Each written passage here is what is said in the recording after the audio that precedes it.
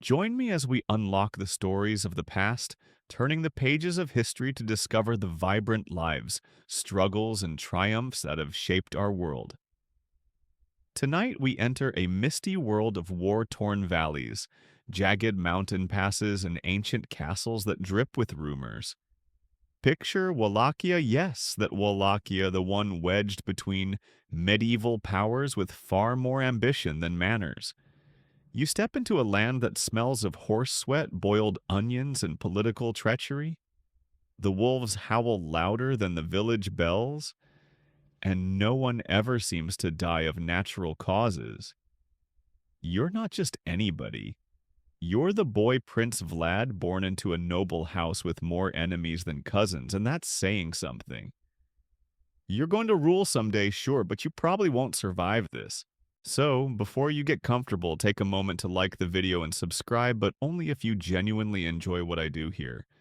And post your location and local time in the comments. It's always amazing to see who's listening in the middle of the night. Wherever you are, I hope tonight brings you rest, comfort, and maybe a curious dream or two.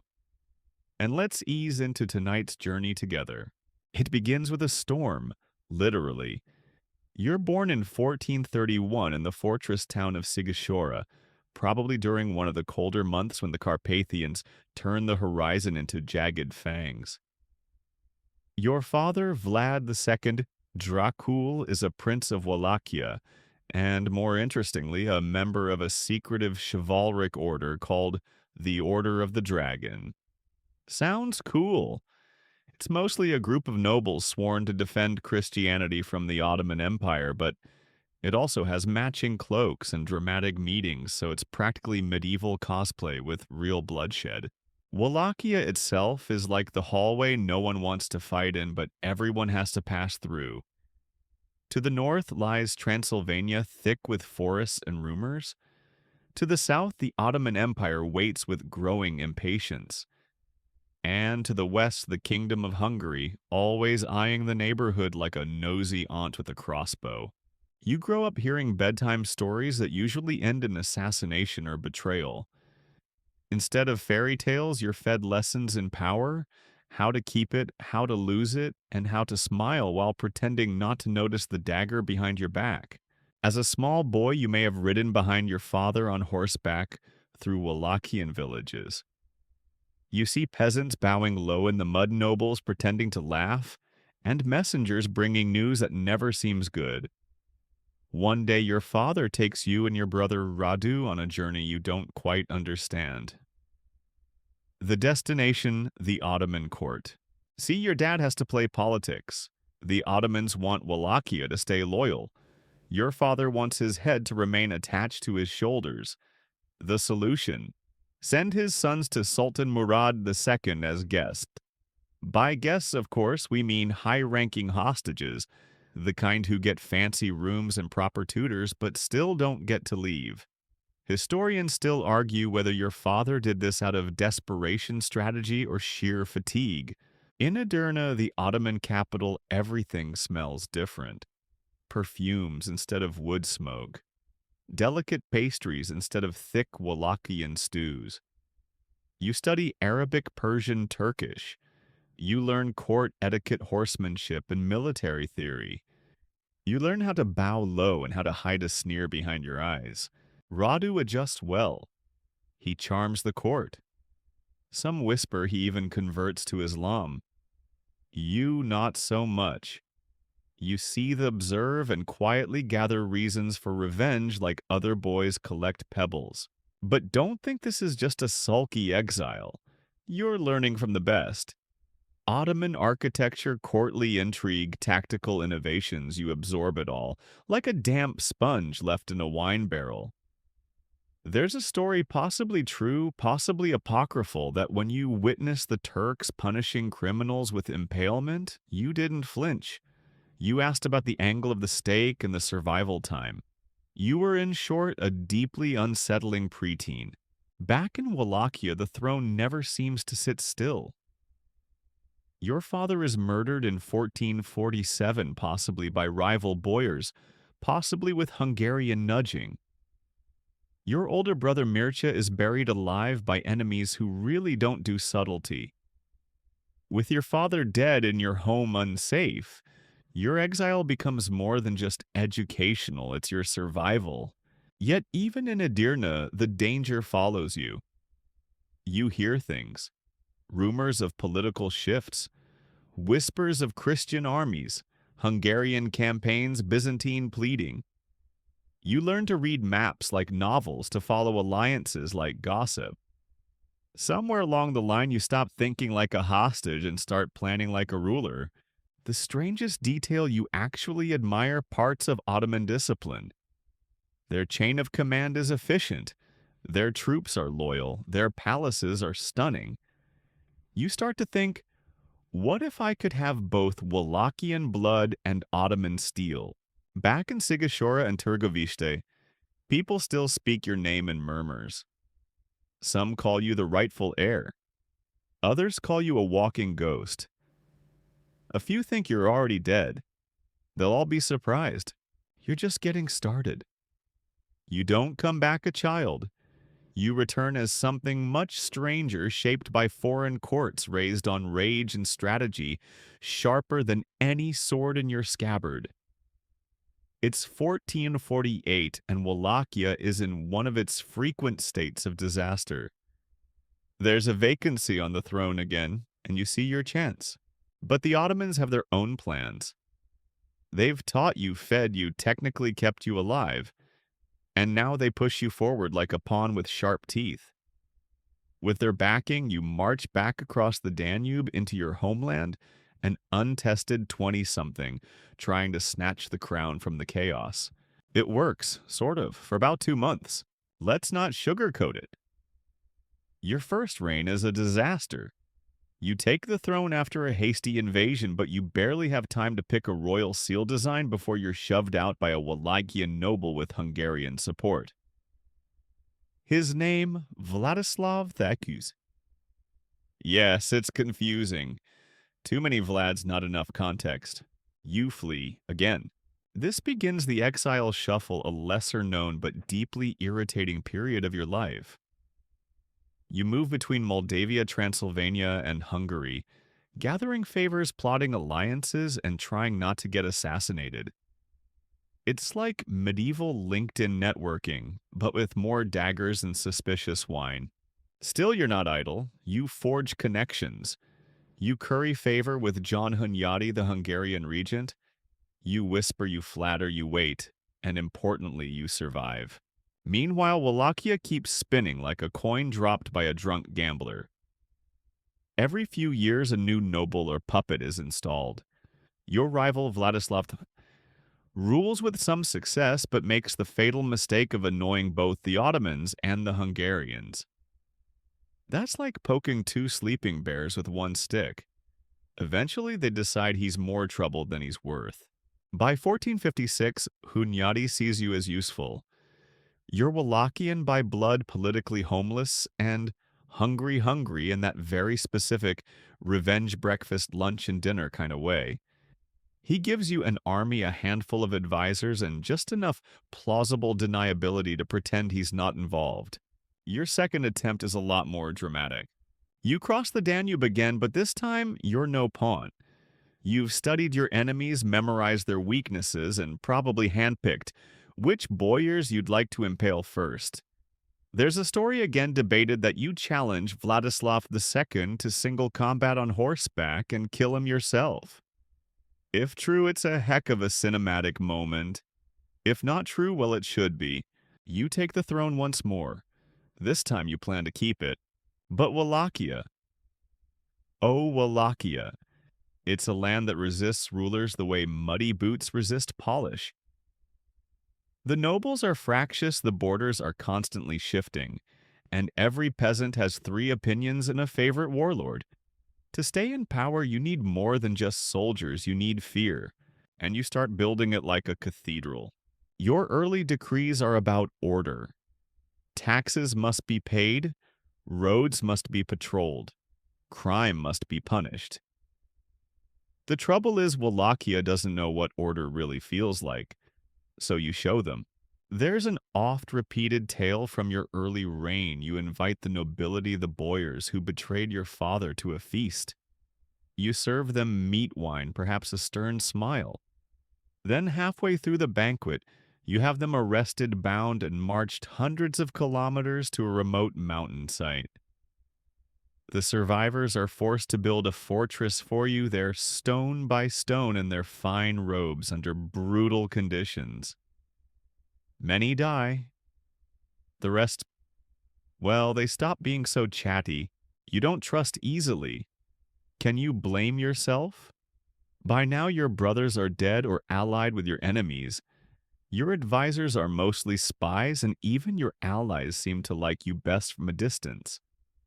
You sleep lightly. You walk with one hand always resting near your blade. But you're not unhinged, you're strategic. You understand that reputation is armor, and yours is about to become impenetrable. You start imposing laws that seem fair on paper. But the punishments. Let's just say they make headlines. Steal once you lose a hand. Lie to a magistrate. You hang, plot against Vlad. Well, you can probably guess what happens. Impalement becomes your calling card. Not because you enjoy it, although some would argue otherwise, but because it sends a message. A tall, wooden, unforgettable message. And messages, it turns out, travel fast.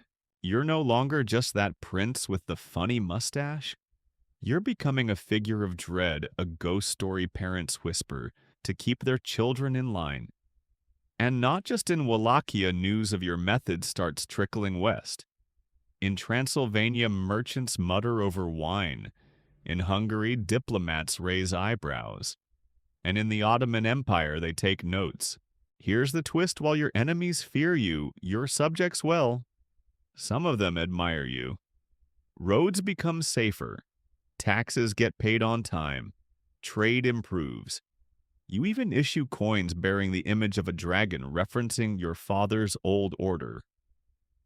It's a not-so-subtle reminder you come from fire and you're not afraid to burn. There's an eerie calm that settles over Wallachia. It's the calm of people who know the rules. Don't steal, don't lie, don't plot. And above all, don't test Vlad, because Vlad doesn't flinch. You sleep with a dagger under your pillow not for protection, but because you sleep better knowing it's there. Night in Târgoviște is calm but never quiet. Somewhere beyond the palace walls, wheels creak over cobblestone owls. Trade gossip in the rafters, and the moonlight curls like smoke over the city's sharpened skyline. You rest, but the kingdom never really does. The year is 1462. Sultan Mehmed II has had enough of your stubborn independence. He sends envoys. Courteous ones, at first diplomatic, smiling, perhaps even offering compliments about your administrative skills. But you see the edge behind their eyes. You remember being in that same court in Edirne with those same eyes watching you. You return the courtesy with a gift: 2 Turkish ambassadors impaled. Slowly, carefully, just to make the point. War is now inevitable. The Sultan prepares a massive campaign. Historians estimate the invading force at over 100,000 troops, though that number, like most medieval headcounts, is either accurate or dramatically invented depending on who's telling it. Either way, it's huge. Ottoman banners stretch across the horizon. You have perhaps 20,000 soldiers, a handful of loyal nobles, some mercenaries, and the distinct advantage of being completely unpredictable. So naturally you set the fields on fire. You scorch the earth between the Danube and Târgoviște, turning your homeland into a trap. You poison wells, destroy crops, relocate entire villages. You even send diseased people into the Ottoman camps. Yes, that's a real detail, and yes, it may qualify as the earliest example of biological warfare via plague victims on horseback. And then comes your most famous move, the night attack. It's June. The Ottoman camp sprawls across the plains near Târgoviște. Torches line the perimeters like fireflies gone mad. Tents flap like ghost ships in the dark. And you, well, you're riding at the front of a black-cloaked cavalry column, moving silently through the night like a blade through silk. You've dressed your soldiers in Ottoman garb. You've learned the password of the night. You've studied their camp layout like it's a lover's face. And at the appointed hour, you strike. The goal: kill the Sultan, or at least make him very, very nervous. You charge into the camp swords, flashing in torchlight horses, screaming confusion erupting like thunder. You make it within striking distance of Mehmed's tent, so close you can smell the jasmine oil and feel the warmth of panic in the air. But the Sultan escapes. Just barely. Still, the damage is done. Hundreds, maybe thousands of Ottomans die in the chaos. Their formations shatter. Horses bolt. Soldiers strike at shadows. Some accounts claim Mehmed wanders the camp at dawn and sees piles of his men, the smoke of ruined tents, and yes, a field of the impaled, stretching toward the sunrise like skeletal fingers clawing at the sky. That part might be legend. But then again, in your world, legends are strategic tools. The Sultan retreats. Not defeated, but certainly disturbed. He leaves Wallachia muttering something between a curse and a compliment. You've held off the most powerful empire in the region. You should be celebrating, but you don't. Because here comes Radu. He marches in from the south with Ottoman backing and that ever-irritating air of diplomacy. He's been promised the throne you currently occupy. And unlike you, he doesn't inspire fear, he inspires loyalty. To many Wallachians, he represents peace. A return to trade to come to fewer heads on spikes. And that's appealing. One by one, the boyars defect. Towns open their gates to him. Your allies shrink in number. You retreat into the mountains once more, a prince without a principality. Your resistance becomes guerrilla warfare small, brutal, calculated. You harass Radu's supply lines. You assassinate defectors. You burn outposts. But slowly, painfully, the tide turns. And yet, even in retreat, your image grows. European leaders, especially those worried about the Ottoman advance, start seeing you not as a bloodthirsty tyrant, but as a Christian hero. You're invited to diplomatic meetings. Papal emissaries whisper your name with reluctant admiration. You're the mad dog on the frontier, but at least you're their mad dog. It's at this point that the German printers get involved. Back in the Holy Roman Empire, early printing presses churn out pamphlets describing your reign in lurid, horrifying detail. They claim you boiled people alive, nailed turbans to foreheads, cut off limbs, and rearranged them artistically. One pamphlet describes you as roasting children and feeding them to their mothers. Another says you dined surrounded by corpses, dipping your bread in blood like it was tomato soup. Most of this is propaganda. Probably. Historians still argue how much was real and how much was invention. Some of it was likely your own doing, fueling the myth to terrify your enemies. Some was anti-Eastern European bias from the West. And some, well, you were never one to shy away from an extreme example. Eventually, you're captured by the Hungarians. Yes, the same ones who once helped you. King Matthias Corvinus imprisons you allegedly based on some forged documents claiming you made a deal with the Ottomans. Irony much. You're held for over a decade. Your hair grays, your fingernails grow brittle. But you don't fade. While in captivity, you write letters. You study. You watch the political tides. You possibly convert just for show to Catholicism. You play the long game, and slowly, painfully, you become useful again. Because Radu doesn't last forever, Wallachia falls back into chaos. Factions rise and fall like waves, and suddenly a graying, scarred, half-forgotten Vlad looks useful again. You're released. A final act awaits.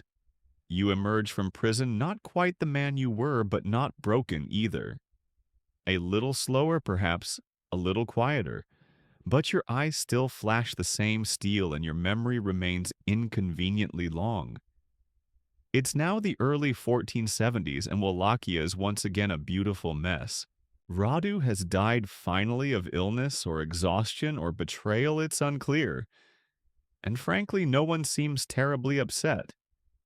In his wake, rival factions claw for control like starving dogs over a bone.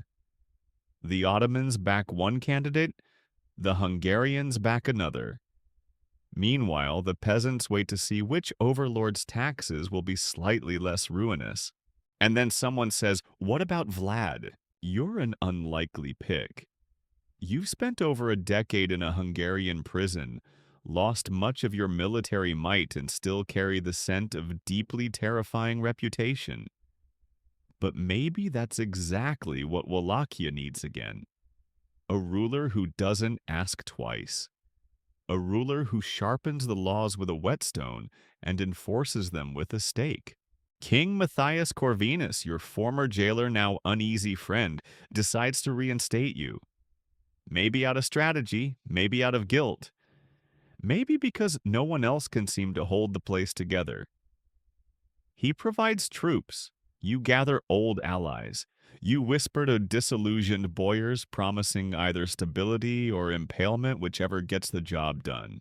And so in 1476, you return to the throne, your third reign. It lasts, are you ready, about 2 months? Yes, 2. But those 2 months burn like a comet. You don't waste a single day. You begin cleaning house the moment you arrive. Corrupt officials removed. Tax dodgers corrected. Traitorous nobles impaled. You hold lightning-fast tribunals. You make sweeping declarations. You don't even fully unpack your wardrobe. And the people, well, they're stunned. Some cheer, some tremble.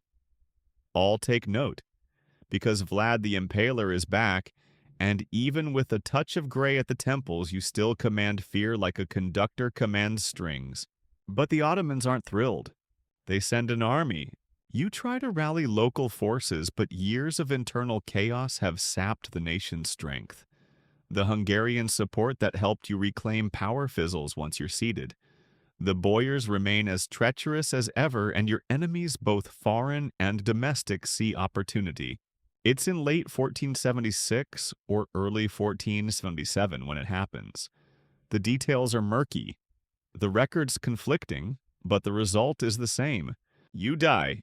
Some say it's in battle, cut down in a skirmish with Ottoman raiders.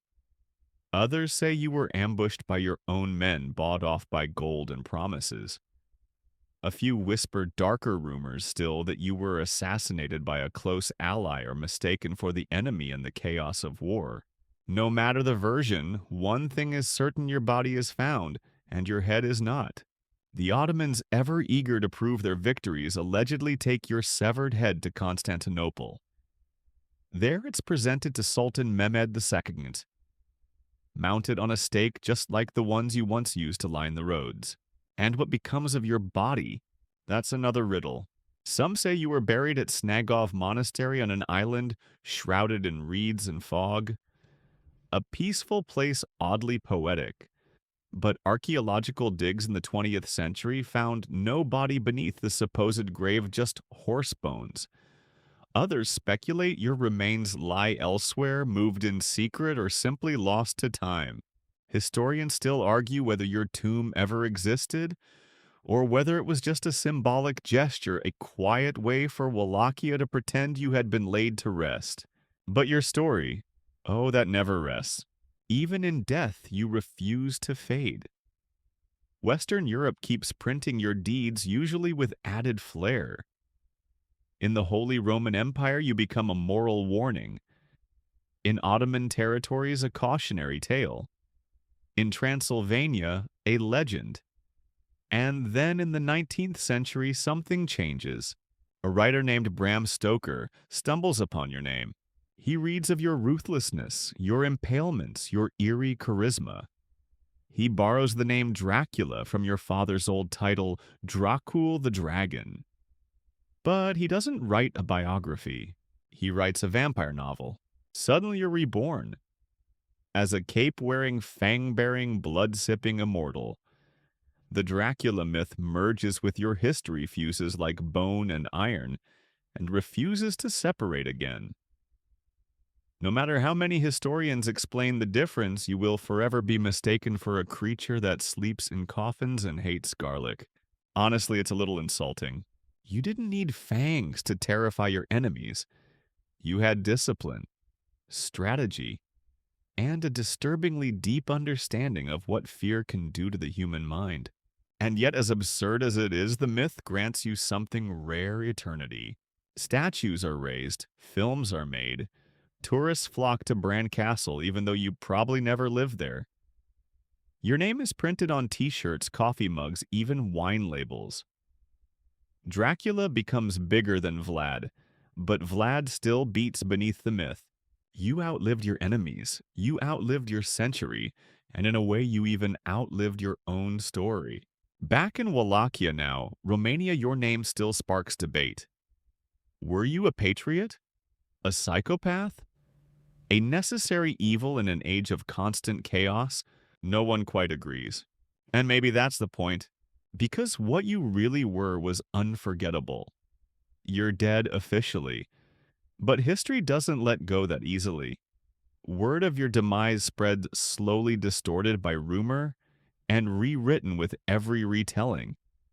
Somewhere peasants mutter that you're not dead at all, that you escaped, that you ride at night in the forest near Targovishte, watching, judging, waiting for your kingdom to need you again. You're more useful as a ghost anyway. The Ottomans breathe easier for a moment. With you gone, Wallachia returns to its usual dysfunction. Pretenders rise, borders wobble. But your legend, your calculated, cruel, oddly effective legend, lingers like smoke after fire. And smoke, as you well know, always makes people nervous. Somewhere in the Holy Roman Empire, a printer starts setting type for another pamphlet about you. Maybe it features that infamous tale of you having a woman impaled for lying about how many children she could bear. Or the one about your golden goblet at the public fountain. Or the deeply unsettling story of a nobleman who covers his nose because of the stench at one of your feasts, so you impale him too, just to preserve the mood. These tales travel. They're recopied, translated, embellished.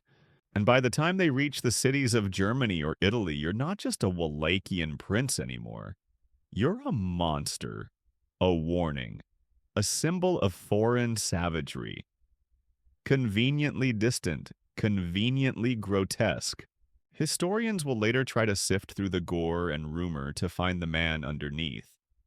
They'll find the administrative reforms, the tax restructuring, the trade route stabilization. But they'll also find body counts that defy imagination. Estimates say you executed over 20,000 people during your reign, some say more. And not just enemies, locals, nobles, entire villages that resisted your rule. And yet, travelers describe your roads as safe. Merchants say your markets were orderly. Even foreign diplomats once passed the initial horror note that your word was law and your punishments, however theatrical, were consistent. You didn't rule with chaos, you ruled with clarity. Sharp, unforgiving, terrifying clarity. That paradox is what makes you such a compelling figure. Take, for example, your treatment of the sick and the poor. There's a legend, one of the darker ones, that you gathered all the beggars of Wallachia into one grand hall, fed them, clothed them, and then burned the building down with them inside. When questioned, you allegedly replied that no one would be poor in your kingdom anymore. Is it true? Probably not. Or maybe partly. Or maybe it was metaphor turned myth turned pamphlet. Historians still argue whether it even happened, or whether it was simply the kind of tale that made your reputation useful to your successors. Because after you're gone, Rulers in Wallachia, your rivals, your enemies, even people who once plotted your downfall begin invoking your name. I will rule as strongly as Vlad, they say. I will restore order like Dracula. You become shorthand for strength. Not mercy, not kindness, but certainty. And certainty in 15th century Eastern Europe is in short supply. The Ottoman Empire continues its push into the Balkans. They conquer, they tax, they convert. But your myth haunts them too. You were, after all, the man who defied the Sultan, rode into his camp at midnight, and left it in ashes. You weren't supposed to do that. You weren't supposed to live long enough to become a nightmare. But you did. Meanwhile, your legacy evolves. In Transylvanian chronicles, you're described in terms of fear and awe.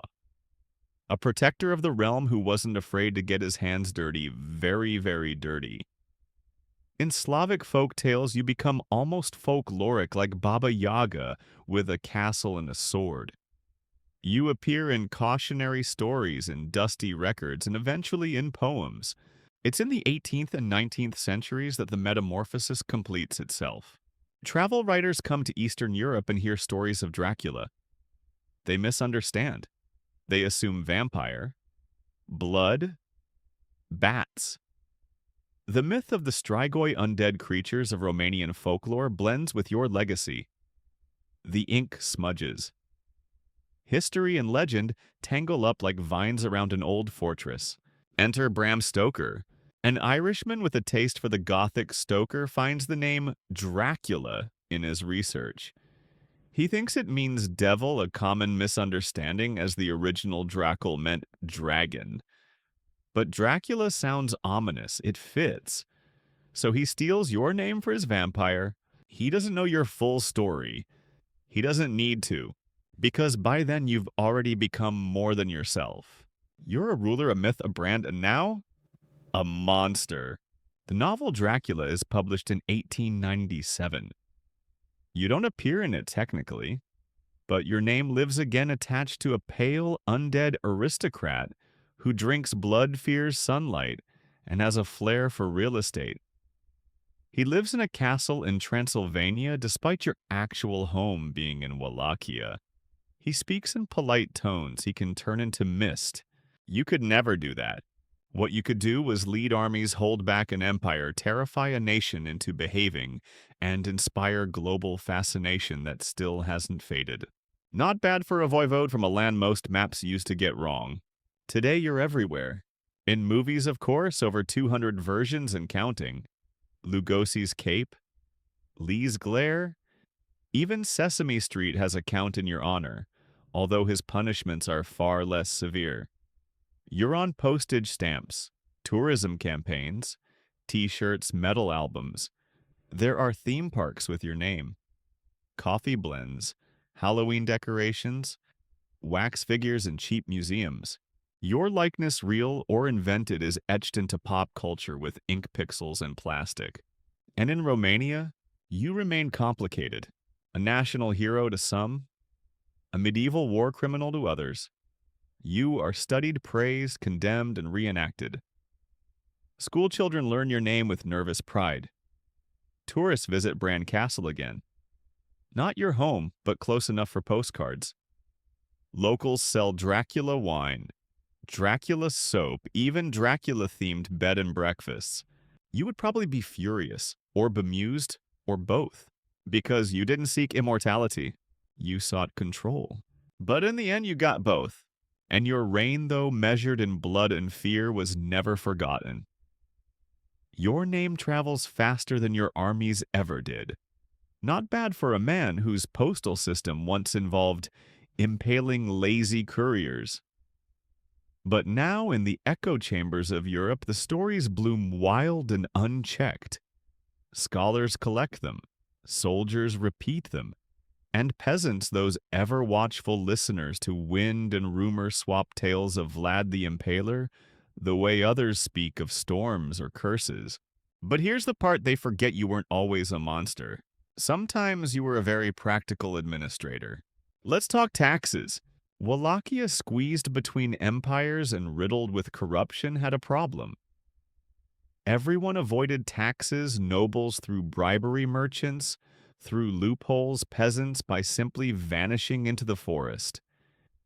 You, having had a decade to think in a Hungarian cell, decided this would no longer stand. So you simplified the system. Flat tax rates for all. No more bribes, no tiered exemptions, no cozy arrangements for anyone with a second cousin in the chancery. You established predictable tolls and tariffs, especially on foreign merchants. The Saxons in Transylvania hated this. They had grown quite used to tax-free profits. When they complained, you responded in a way only you could, by impaling a few of their more outspoken representatives and sending the rest home with a smile and a receipt. Merchants understandably got quieter. You were also deeply interested in infrastructure. Boring, right? But vital. You repaired roads, some Roman, some medieval, all deeply neglected. You improved bridges, regulated ferries, and made it safer to travel. It's the kind of thing few rulers bothered with, but you understood something many did not. Safety equals commerce. And commerce means control. Then there were your rules, strict, unforgiving, weirdly effective. If a farmer stole from another, the thief was punished, but so was the local magistrate for not preventing it. If a soldier misbehaved in town, his commander was held responsible. You didn't just punish actions, you punished systems that allowed them.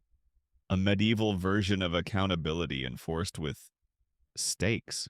There's a famous story that you once hosted a feast for a group of nobles, and mid-meal asked them how they liked your rule. One responded honestly, perhaps too honestly, saying that the streets were safer but the punishments too cruel.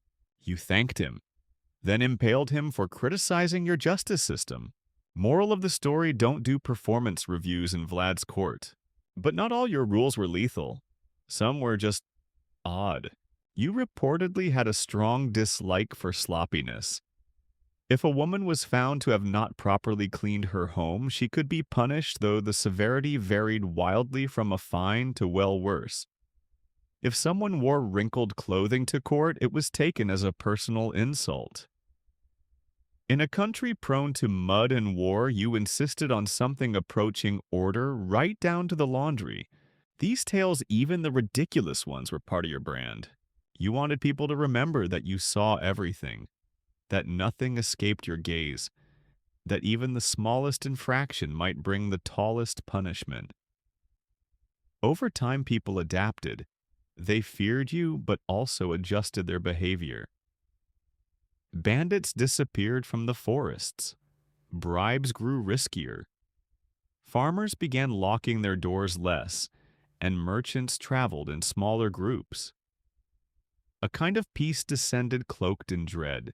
Here's the quirky twist: some of your reforms may have been borrowed from the Ottomans. Yes, the very empire you fought tooth and nail. During your time in Edirne, you saw how centralized systems worked. You watched how discipline, order, and terrifying clarity could maintain an empire that spanned 3 continents. You may have despised them politically, but practically you took notes. Take your coinage, for example. Wallachia had no consistent currency when you arrived. You issued your own coins bearing your symbol, the dragon, and your signature. They weren't just currency, they were propaganda. A reminder that there was one ruler now, and his name was Vlad. You also understood symbolism. You kept your court intentionally stark stone walls, narrow corridors, few luxuries. But in the center of the Great Hall, always something dramatic. A tall stake, a skeleton dressed in noble garb, a blood-stained banner. These weren't decorations, they were conversations you never had to repeat. And yet people still challenged you. The monasteries, for instance. Some supported you grateful for protection. Others opposed you resenting the taxes and interference. You walked a tightrope with religion, orthodox by faith, Catholic by politics and skeptical of both when they questioned your authority. There's a story possibly embroidered over centuries of a monastery that refused to pay its dues. You sent a letter, no reply. You sent a messenger, he vanished. So you rode out personally, surrounded the place, and gave the monks a choice obedience exile or the stake. They chose exile.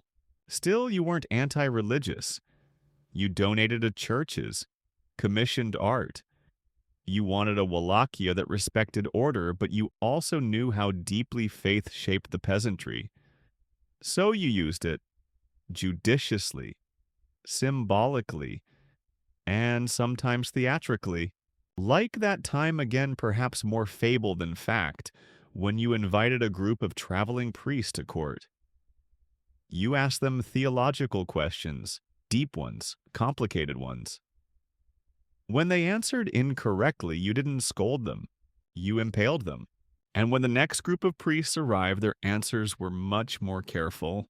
Not all of your reputation comes from your deeds. Some of it comes from the contradictions. You were brutal but fair, fearsome but effective, a tyrant but also a builder. You preserved laws but bent people. You ruled by terror yet made life safer for the average villager than under any of your predecessors. And in that contradiction you became unforgettable. Wallachia under your rule was a land of hard lines. Everyone knew where the rules were, and everyone knew what happened when they crossed them. The nobility hated you. The people feared you, but some admired you.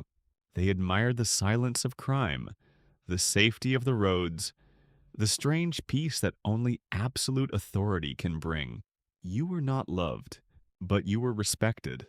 And in your eyes, that was more useful anyway. The deeper you settle into your rule, the more it becomes a strange blend of philosophy theater and very sharp consequences. You're no longer just a prince with a penchant for stakes. You're a symbol, a walking embodiment of what happens when order is enforced with iron precision and zero tolerance for excuses. Your court becomes a laboratory for moral experimentation. Imagine this foreign envoy visits Targovishte. He comes dressed in layers of silk, wrapped in the protocol of his homeland, and wearing his turban firmly on his head. You greet him politely, you exchange gifts, then you offer him a choice remove the turban, as is customary here, or keep it on. He chooses to keep it, respect, he says, honor. You nod, smile, and order your guards to nail it to his skull. Yes, that happened, or at least it's recorded that way. Historians debate whether it was metaphor myth or the actual diplomatic equivalent of a spike through etiquette. But either way, it becomes part of your lore, Vlad, the man who respected customs so much that he made them permanent. Another time, a group of merchants from Transylvania complain about your trade restrictions. They come to negotiate. They leave with fewer arguments and reportedly fewer fingers. Or maybe just a chilling tale to bring home. Whatever it is, the message sticks. Your court is not a place for negotiation, it's a stage. And you're both playwright and executioner. But you're not always reacting, you're shaping. You begin to redefine what it means to rule in this corner of the world. You keep detailed records. You dictate laws that apply to all noble and peasant. You outlaw theft harshly, yes, but you also eliminate feudal loopholes. You demand military service from all landholders, enforce equal taxation, and crack down on those who once thought themselves above the law. In many ways, you're ahead of your time. You even use architecture as propaganda. You expand the fortress at Panari, perched high on a cliff, like the kind of castle people have nightmares about. Built, of course, by the labor of the very nobles who once betrayed your father. You watch them from above as they haul stones and drag timber day after day. The fortress becomes your safe haven, your high perch, your favorite spot for brooding and possibly planning your next moral test. Because yes, you like tests. There's a well-traveled story of how you'd leave a coin in a dusty street unguarded overnight. Then wait. The next day it would still be there. Or perhaps it wouldn't, and someone would be missing from the village census. Another tale describes you placing a jeweled goblet at a public fountain. It remained untouched, not because people feared thieves, but because they feared you. But perhaps your strangest test was of honesty. You'd invite guests foreign or local to dine with you in your hall. Mid-meal, you'd ask them casual questions, perhaps about their homes, their wealth, their loyalty. Then you'd offer them a gift, a small bag of gold or a brooch. You'd smile, bid them good night, and secretly mark their saddlebags. The next morning, if the gift remained untouched, the guest would be escorted safely home. If it was hidden away or replaced with a forgery, well, the escort wore black. Was this paranoia? Or was it your way of filtering the greedy from the grateful? Historians still argue. Either way, these rituals worked. Your court became famous for its integrity, not from virtue, but from the knowledge that a lie could end in architecture. Tall, pointy, vertical architecture. But as your legend spreads, so does your isolation. Allies avoid direct contact. Nobles bow too deeply. Servants tremble as they pour your wine. Even your family, what's left of it, keeps their distance. Radu, though still alive and Ottoman-backed at this point, writes letters with the cautious language of a man unsure whether his brother will embrace him or mount his head on a wall. There's a loneliness to your power. You dine often alone. Your letters become darker, more philosophical. You write about betrayal, about destiny, about the burden of ruling a country that eats its own kings. And then there's your relationship with the church, a complicated one. While you support Orthodox monasteries financially, you also demand they follow your laws. Some monks complain about the taxes. You silence them. Others try to flee. You track them. In one tale, you invite a group of clerics to debate theology. When one says that only God may judge a ruler, you reportedly nod and have him judged anyway. Still, you commission religious art, fund repairs to crumbling churches. You understand the value of faith, not just as a spiritual anchor, but as a social glue. You want Wallachia to be stable, orderly, moral, and religion properly harnessed helps enforce that vision. Which brings us to the poor. You aren't known for compassion, and yet there are flashes. There's a report tucked away in an old chronicle that you reduced taxes on orphaned households, that you distributed grain in famine years, that you allowed old widows to remain in their homes rent-free. Small acts, unpublicized, but they suggest that beneath the steel was maybe not softness, but memory. You never forgot what it was like to be powerless. Still, pity had limits. A legend tells of a man who begged too often. You warned him. He returned. You gave him a coin. He returned again. And then you had him displayed at the market square alive, but bound with a sign reading, "Ask once. Take once. Return, and you return to pain." You weren't subtle, but you didn't aim to be. In your mind, clarity was kindness. The world was full of shifting allegiances and lies. You had no patience for ambiguity. Your punishments were brutal, but everyone understood them. You ruled with the precision of a knife's edge. If you were to fall, you want the whole world to know exactly why. And that's the paradox of your power. You ruled with fear, but that fear produced peace. You inspired dread, but also predictability. No one was safe, not truly, but everyone knew where the danger lived.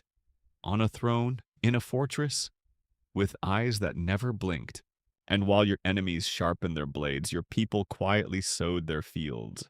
Because even the most terrifying shadow can cast a little light. You rise early. Not because you enjoy mornings, no one really does, but because dawn is when people are weakest. You like to walk the stone corridors of your fortress while the mist still clings to the ground when even the mountains seem unsure of the day. Servants clear your path without needing a word. They've learned. Everyone learns. Today you'll inspect the new arrangements just outside the city. You step onto the high balcony and look down on what most rulers would call a public square. You, of course, have turned it into something more expressive. Dozens of long wooden poles stand planted like a tragic forest. At the top of each one hangs a body, some old, some fresh. Enemies, criminals. One's a former tax official, another a thief who tried to steal a loaf of bread. Another, it said, was simply rude. But this isn't cruelty for cruelty's sake, at least not in your mind. It's communication, and boy does it work. The roads into Targovishte have never been safer. Peasants who once dared to overcharge for eggs now offer change down to the coin. Even the donkeys bray more politely. You've turned justice into an art form, a terrifying, unforgettable, non-negotiable art form, which brings us to one of the strangest cases ever recorded. You receive a letter delivered promptly lest the messenger end up as decor. The letter comes from a farmer in the southern provinces. His daughter has disappeared. He suspects a traveling tinker, a wiry man with sharp eyes and too many knives. The father writes not just to inform you but to test your promise. No injustice shall live under Vlad. You investigate. Your men catch the tinker. He's hiding in a barn asleep with stolen trinkets and, yes, a lock of the girl's hair. When questioned, he claims he's innocent, so you give him a test. You order him to sit in the city square unsupervised beside a sack of gold. If the gold disappears, he's free. If it remains untouched until morning, he's guilty. It's a trap, of course. And the tinker knows it, but temptation sings louder than fear. The next day the gold is gone, and so is the tinker. You find him a week later living in a pigsty near the Moldavian border. He's impaled before he can offer an excuse. Word of the case spreads like wildfire. And just like that, another parable is born. You don't have to write laws, you live them. Foreigners find all this rather horrifying, especially the Germans. The Saxon merchants of Transylvania, who once held considerable trade privileges, are deeply upset by your restructuring. By restructuring, of course, we mean taxing them properly and not letting them run a mini-empire inside your country. They send complaints, letters. Eventually, they publish entire books about you. And these books, they're wild. They describe you as the devil incarnate. They accuse you of roasting children, boiling thieves alive, and hosting candlelit dinners with disemboweled guests. One pamphlet claims you had a wife who took her own life just to escape you. Another says you once impaled 10,000 people in a single day and danced among their corpses. Are these things true? Probably not. Possibly exaggerated. But here's the genius part: you don't deny them. You know that fear is better than fame. So when travelers ask, "Are the rumors true?" your answer is a long silence, followed by the sound of a stake being driven into the ground. Besides, if people believe you dine among the dead, they're less likely to challenge your dinner invitation. But let's not ignore the personal side. You do have a family, a wife, possibly two across different reigns, and children. You keep them mostly hidden from public view. You know too well how enemies use bloodlines as leverage. There's a story that your wife once leapt from the tower at Ponary Fortress to avoid capture by Ottoman soldiers plunging into the river below. Whether or not it's true, the tale endures and locals still call it the Lady's Leap. Your children grow up in a strange world. On one hand, they're protected. On the other, they live in the shadow of a man known more for executions than lullabies. What bedtime stories do you tell them? Tales of justice, of dragons, or just the quiet promise, behave? Or else, some records suggest one of your sons, Vlad Festi, nicknamed the Monk, tries to rule after you. He's gentler, softer, less memorable. Which is to say, not you. You also have relatives in Moldavia. One of them is Stephen the Great, who becomes a ruler of some renown in his own right. You two have a complicated relationship sometimes, allies, sometimes bitter enemies, always linked by blood and politics. It's said that he mourns your death, publicly at least. Meanwhile, in Turgoviste, things settle into a strange rhythm.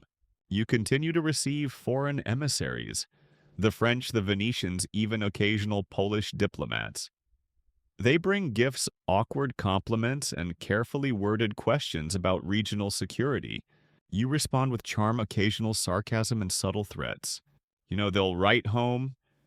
They'll describe your court as orderly, tense, surreal.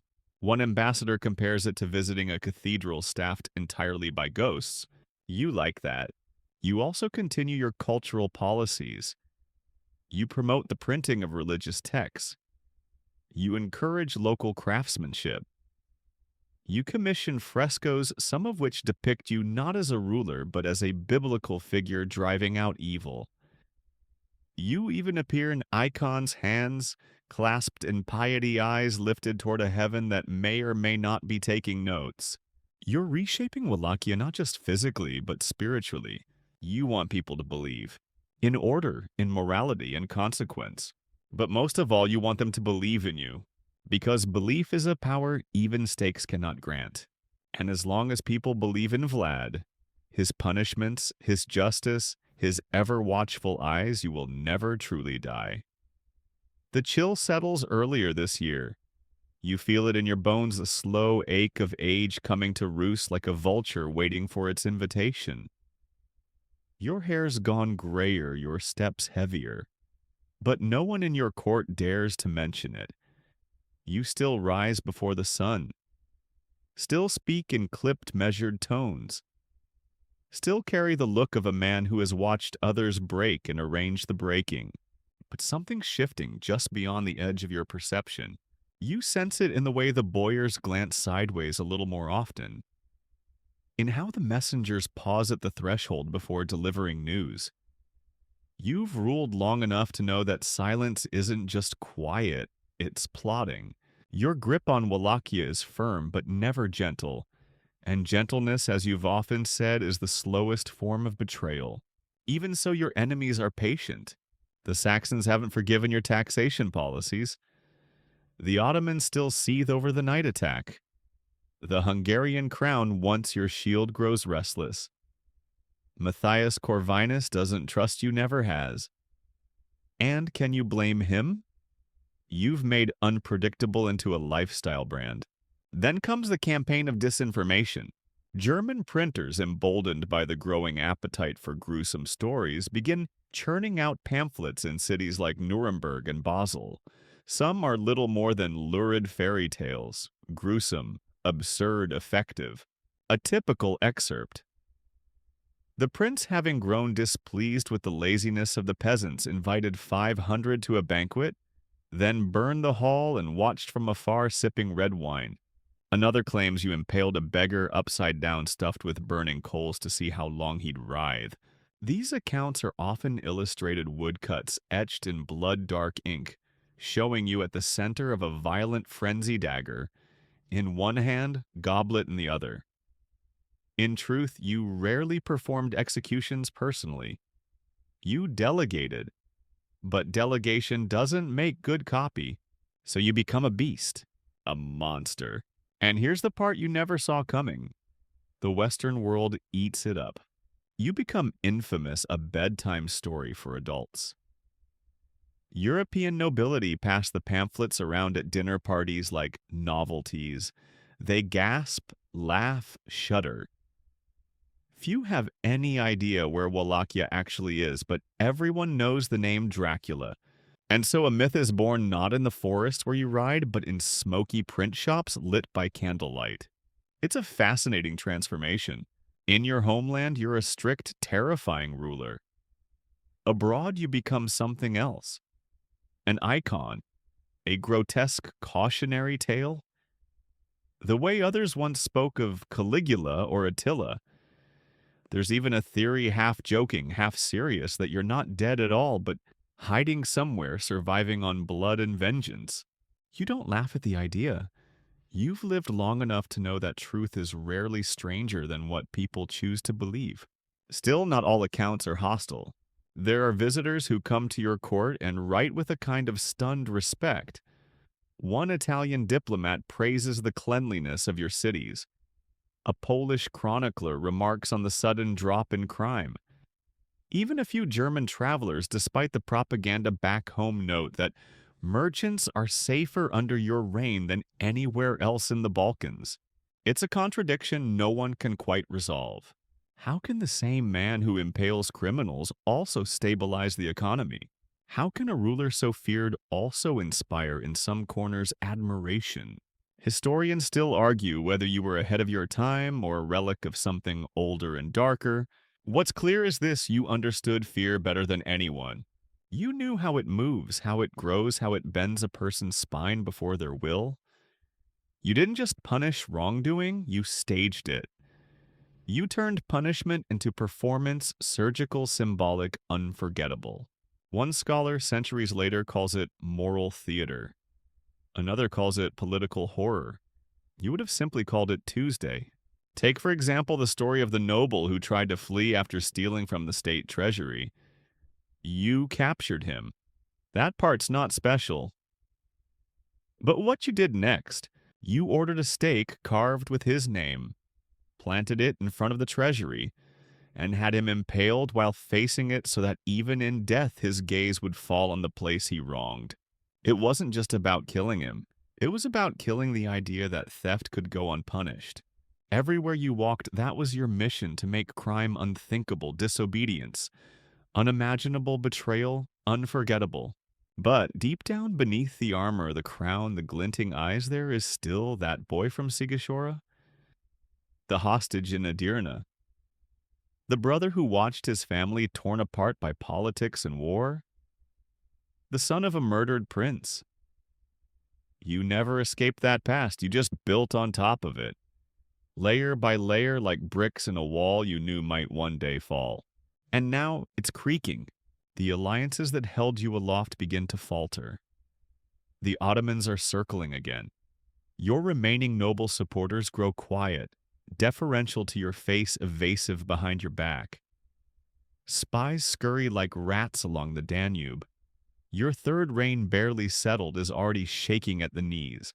You feel it coming, not in the stars but in the silences. The half-finished reports, the messenger who doesn't return, the guard who flinches a second too late when you call his name. Something's wrong, but you don't flinch, because you've always known how this ends. Not with peace, not with retirement, certainly not with gentle old age. You've burned too hot for that. So you draw your sword, not as a threat, but as a gesture of readiness. Because if death is coming, you plan to meet it the way you met everything else in life. Standing, watching, and maybe, just maybe, smiling. The end doesn't arrive all at once. It trickles in like a draft through a cracked window or the pause before a lie. But you feel it, and like everything in your life, even your downfall arrives dressed in contradiction. You've just resecured the throne. Again, a third and final reign. It's tenuous, cobbled together with old alliances, newer threats, and the exhausted hope that maybe, just maybe, you'll be left alone to rule in peace. You won't be. Word reaches you that the Ottomans are advancing again. Not with a full invasion force, not yet, but with enough troops to remind you that your throne remains very much under review. They back another claimant, of course, they always do. Wallachia to them is less a kingdom and more a game board. This time you make a calculated gamble. You reach out to Stephen the Great of Moldavia, your cousin rival, sometimes ally. He's a ruler in his own right, one with an increasingly favorable reputation among the Christian powers of Europe. You send letters, gifts, maybe even emissaries. He agrees to help. For a moment, it feels like the beginning of something promising.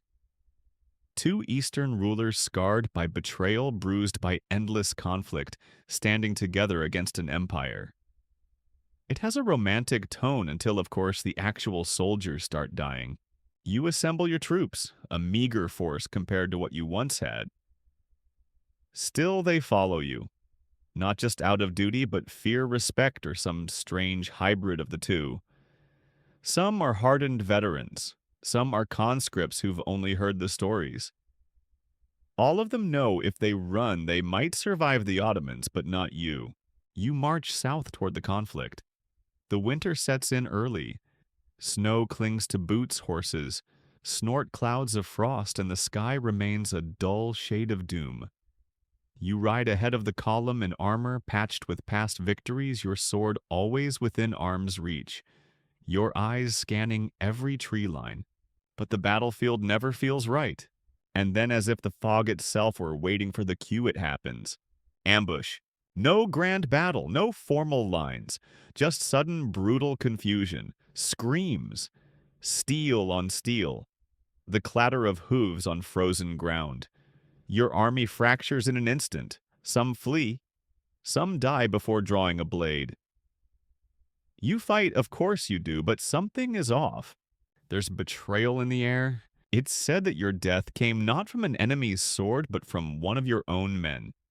A hired soldier, a boyar's pawn, a traitor with good timing.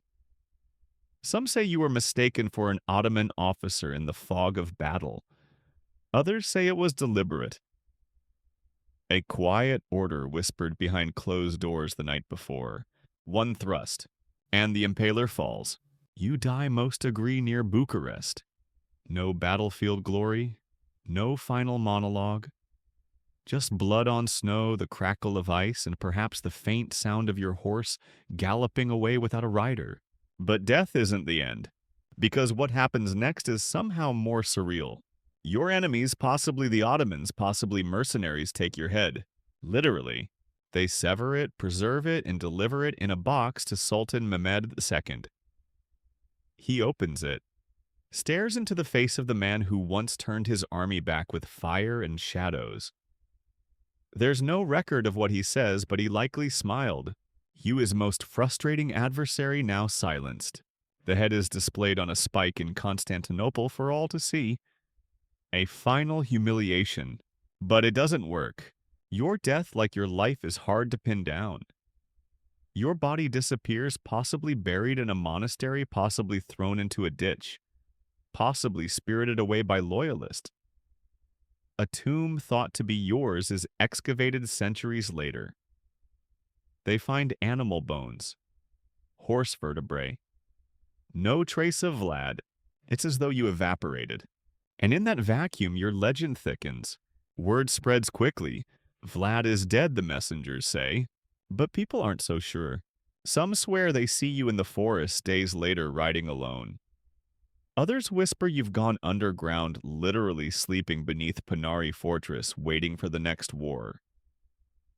The superstitions take hold quickly, especially in the villages where belief is more instinct than choice. You become not a man, but a presence. Church bells toll at odd hours in your memory. Folk songs replace your name with Dracul, a dragon, a demon, a watchful ghost. Parents tell children to behave or you'll return and ask about their manners. Even the forests themselves seem quieter, as if they remember. And then there's the matter of your name, Dracula. Not Vlad the Impaler, not even Voivode Vlad, just Dracula, short, sharp, sticky. You didn't choose it, but you wore it well. You see, Dracul was your father's name taken from the Order of the Dragon. It meant the dragon. You were Dracula, son of the dragon. But in later Latin and Slavic translations, the word twisted. Drac became devil, and suddenly you were no longer son of the dragon. You were son of the devil. Perfect. Western Europe latches onto this. By the time Bram Stoker stumbles across your name in the 19th century, the transformation is complete. He doesn't need much, just a name, a hint of blood, a foreign land no one understands. He writes Dracula, the vampire. Your story, already half myth, is repackaged as full fantasy. You become immortal. Not the way you expected, not as a king remembered for reforms, battles, and empire resistance, but as a creature of the night, a blood drinker, a shapeshifter, a metaphor. But here's the final irony: it works. It works too well, because now even those who've never read a history book know you, know your name, or at least think they do. You've become more famous in fiction than in fact, more powerful in legend than you ever were in life. And maybe that's what you wanted all along. Not peace, not safety, but permanence. And Vlad, you got it. The fog never quite lifts from Wallachia, not even centuries later. Maybe it's the hills, maybe it's the forests, maybe it's you. You left behind more than just a reputation.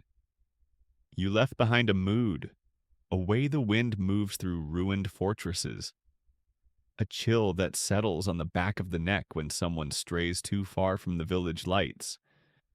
The land remembers even if the maps forget. And oh, how they've tried to forget. After your death, your enemies work quickly to erase what they can. Monks rewrite chronicles. Nobles issue denouncements. The Ottoman authorities prefer to frame you as a cautionary footnote. Hungary distances itself. Even your former allies now speak of you in hushed tones as if merely invoking your name might bring an overdue reckoning. But stories are stubborn. They leak out in letters, travelers' tales, whispered recollections from aging soldiers who once served you and lived. Some remember you as a cruel tyrant, others as the only man who ever made Wallachia truly safe. Both groups flinch when they talk. In the monasteries and castles of Eastern Europe, people start collecting these accounts, writing them down, compiling anecdotes. The first historical biographies appear half fact, half theater. Some include confessions from boyars who fled your rule.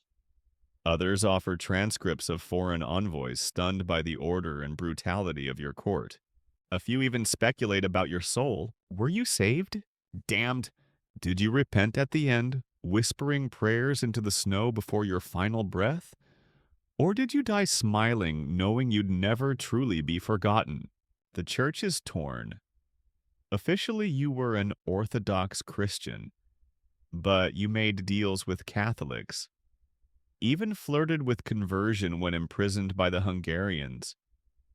You built churches, but also burned a few monasteries when they failed to pay taxes. Your legacy in the religious realm is like the rest of you, hard to pin down and sharp to the touch. Some Orthodox clergy, especially in later centuries, attempt a partial rehabilitation. They emphasize your anti-Ottoman campaigns, your defense of Christian lands. They minimize or contextualize the more theatrical executions. And in their defense, your enemies were trying to destroy your country. But others don't forgive so easily. In certain villages, priests continue blessing crossroads near your former castles, just in case you come riding back one night looking for loose ends. Back in Transylvania, German-speaking communities still tell stories about you. Some are absurd, some horrifying, some contradictory. You once impaled a man for wearing his hat indoors. You once fed a priest to wolves. You once punished a woman for being too lazy to sew, then forced her husband to remarry a more industrious wife. It's impossible to know which stories are real. What matters is that they're told, because told stories are remembered stories. Even the Ottoman Empire can't fully rid itself of your shadow. In Istanbul, military scribes make note of you long after your death. They refer to you by a special phrase, Kazikli Bey, the Impaler Lord. It's not affectionate, but it is respectful. You frightened them, and that fright never fully dissolved. Western Europe, meanwhile, keeps your myth alive in print. The German pamphlets from your lifetime are reprinted, re-illustrated, and passed off as curiosities. They're the medieval version of true crime tabloids. Come, see the horrors of Wallachia, they might as well have said. Buy one, read it by candlelight, then sleep badly. One day those pamphlets land in a library in England. They sit there quietly until a curious Irishman with a knack for theatrical horror stumbles across them. He sees your name Dracula and the blood-stained anecdotes. He reads about the impalements, the fortress, the eerie calm of your kingdom. And he starts to imagine he's not the first to blur fact and fiction, but he does it best. Bram Stoker's Dracula turns your legacy into something gothic and immortal.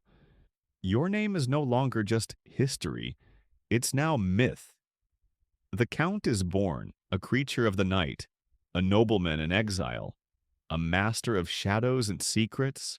Ironically, this vampire shares little with you. He's elegant, cold, seductive. He turns into a bat, controls wolves, and sleeps in a coffin. You, by contrast, barely had time to sleep. You didn't drink blood, you spilled it. You didn't hide in the dark, you confronted enemies in torchlight, sword-drawn, voice raised. But the public doesn't care. To them, Dracula is you, and you are him. It gets weirder. Tourists begin arriving in Romania, eager to see Dracula's castle. They visit Bran Castle, picturesque, cliff-hugging, photogenic. Except you almost certainly never lived there. You preferred Ponari Fortress, high in the mountains, harder to reach, harder to romanticize. Still, Bran becomes the Dracula landmark. The brochures call it home of the Impaler. Locals pragmatic as ever start selling vampire trinkets.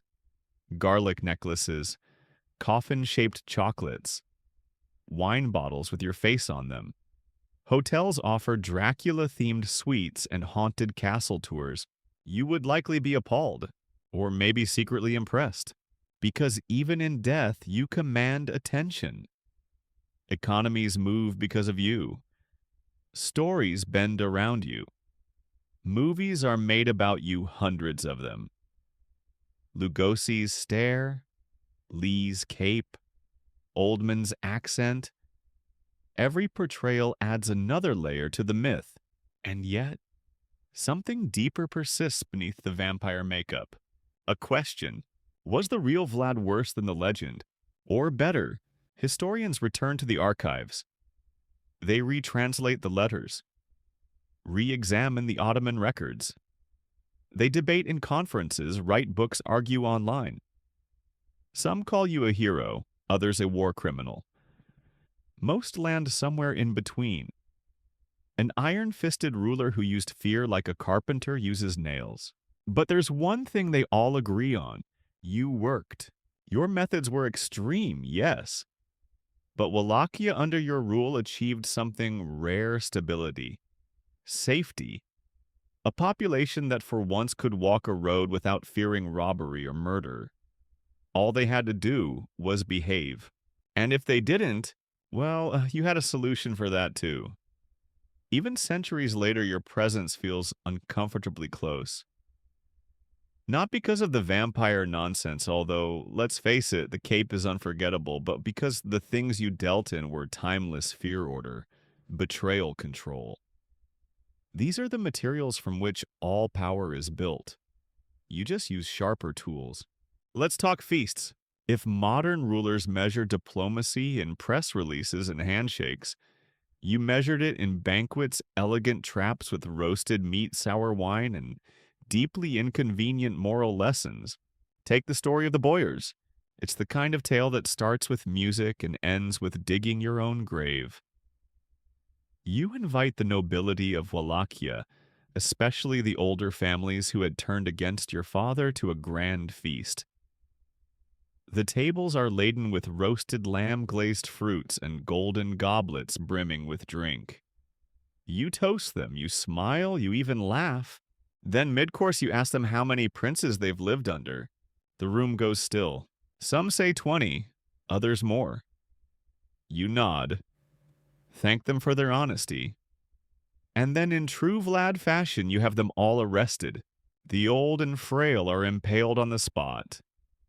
The rest you march them out of the palace and force them, still dressed in their finery, to build your new fortress at Ponari. Most of them die in the process, but the fortress stands. That's what you leave behind instead of monuments, object lessons. And this isn't a one-time spectacle. You repeat it again and again. Feasts become a kind of theater. The menu changes, the audience changes, but the outcome remains chillingly consistent. You use food and formality to disarm, then deliver judgment with a smile. There's another banquet story, this one even darker. You invite a group of wandering Roma to dinner. They arrive hungry. You feed them, give them drink. Then, according to some sources, you lock the doors and burn the hall down. Why? Because they were useless to society, you allegedly say. This account is debated. Some historians question whether it was exaggerated by German propagandists. Others argue it happened exactly as recorded, but either way, it enters the legend library.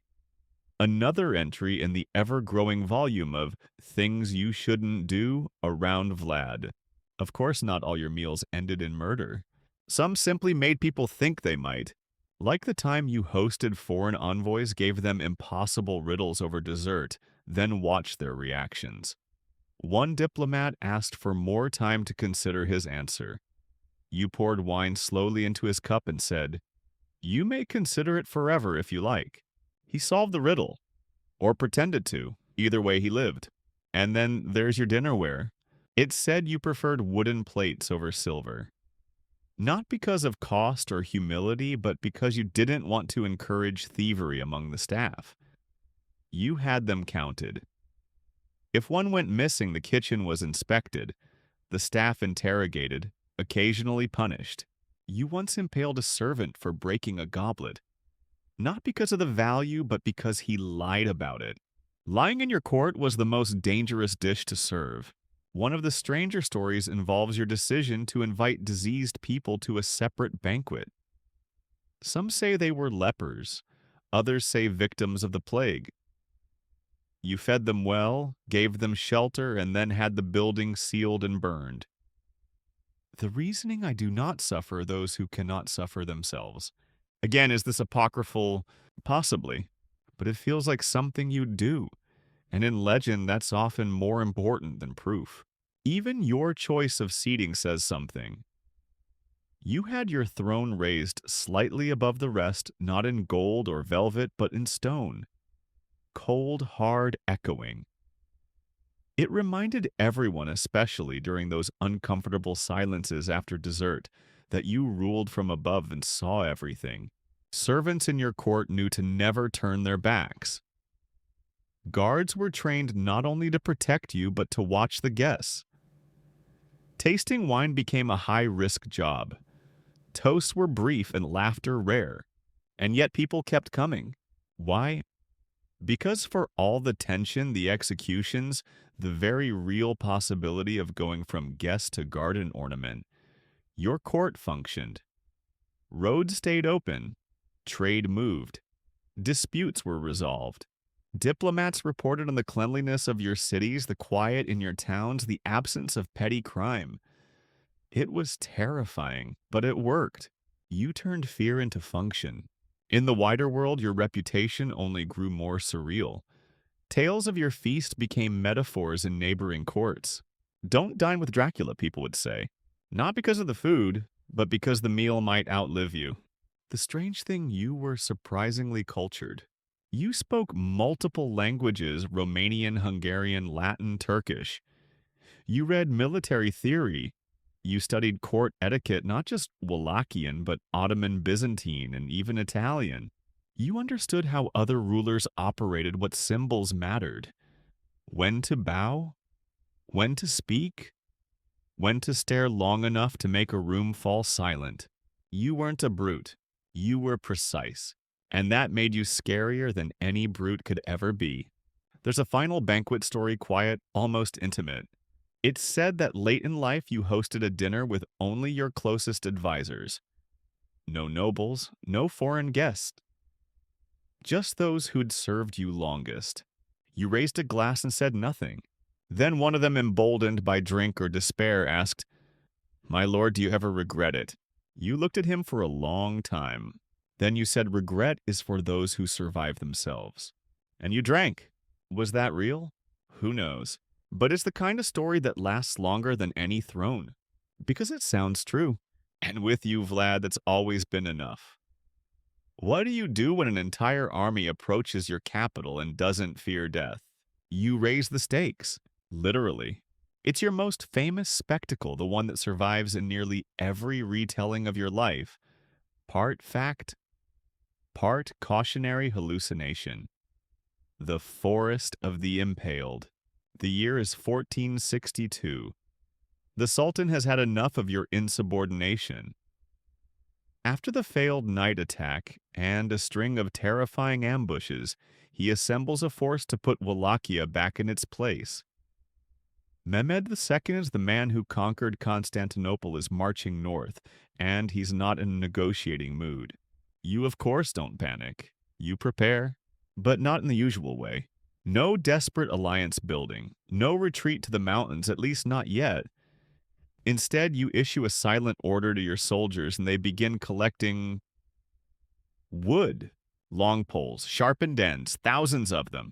Then, in a clearing outside Tergovishte, you begin building your most horrifying artwork. It's not a fortress, it's not a barricade, it's a message. When Mehmed and his army arrive days later, they see it rising from the mist. Imagine this a field stretching across the valley filled with stakes. Some sources say 20,000, others 30,000. Historians argue as they always do, but the number doesn't matter, the feeling does.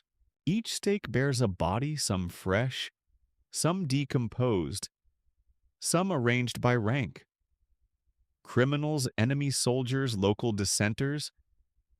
The arrangement is said to be geometric like a military formation. Rows and rows. A forest with no leaves.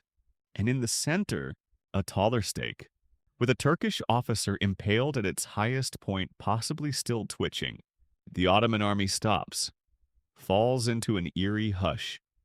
No drums, no commands, just the whimper of horses and the smell of blood and pine. Sultan Mehmed dismounts. He surveys the scene. His guards wait for an order. Any order. But the Sultan simply says, "This man, if he were mine, I could not keep." Then he turns around. Your most powerful enemy flees. Not because you defeated him in battle. Not because you outnumbered him, but because you made him imagine what would happen next. That's the thing about you, Vlad. You didn't fight with steel alone. You fought with symbols, with fear, with curated horror so theatrical that it warped the minds of those who witnessed it. And the Forest of the Impaled. That wasn't just mass execution. It was psychological warfare. You were centuries ahead of your time. Modern generals would call it asymmetric deterrence. You called it Tuesday. It wasn't the only time you used impalement as strategy. You once impaled an entire village for collaborating with the enemy. You left their bodies along a trade road, each stake topped with a sign listing the crime. No trial, no jury, just vertical consequences. Another time you found a group of soldiers looting from a recently raided Ottoman convoy. Looting in your eyes was chaos. You executed them not because of what they took, but because they interrupted the message Vlad protects order. Period. There's something ritualistic in how you impaled. Reports say the stakes were prepared carefully oiled, smooth sharpened. Victims were often impaled through the rectum so the stake exited near the shoulder or neck. The goal wasn't instant death. The goal was endurance, visibility, example. Witnesses say the bodies would twitch for hours, sometimes days. It wasn't about cruelty, not exactly. It was about certainty. You didn't believe in mercy.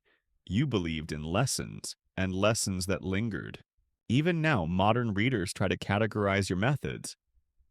Was it sadism? Paranoia, genius? All of the above. Historians still argue. One scholar describes your use of impalement as morally indefensible but politically effective. Another calls it state-sponsored sadism with clear rules. A third, more poetic, says you reigned from a throne of bone but built roads no thief dared cross. But let's step back. Was this all about impalement? Of course not. The stakes got attention, But they were only part of the architecture of your rule. Behind every horrifying spectacle was a principle punishment should teach. Terror should clarify. You didn't want anyone to guess the law. You wanted them to feel it. And it worked. The Ottoman border grew quieter. Crime dropped. Tax collection improved. Trade routes opened. Even the merchants who fled your reign eventually returned, grumbling, of course, but willing to pay extra for safety. After all, it's hard to haggle when there's a stake with your name on it. But here's the twist. As your tactics gained attention abroad, your enemies tried to mimic you. Rulers in Poland, Hungary, even further west began adopting your theatricality, though never with your flair. Executions became public. Punishments were staged. Warnings were carved into wood and stone. No one did it like you, though. You didn't just command obedience, you haunted it. And you knew the value of haunting. When news of the forest of the impaled reached the Vatican, even the Pope raised an eyebrow. Was this the sword of Christ or something darker?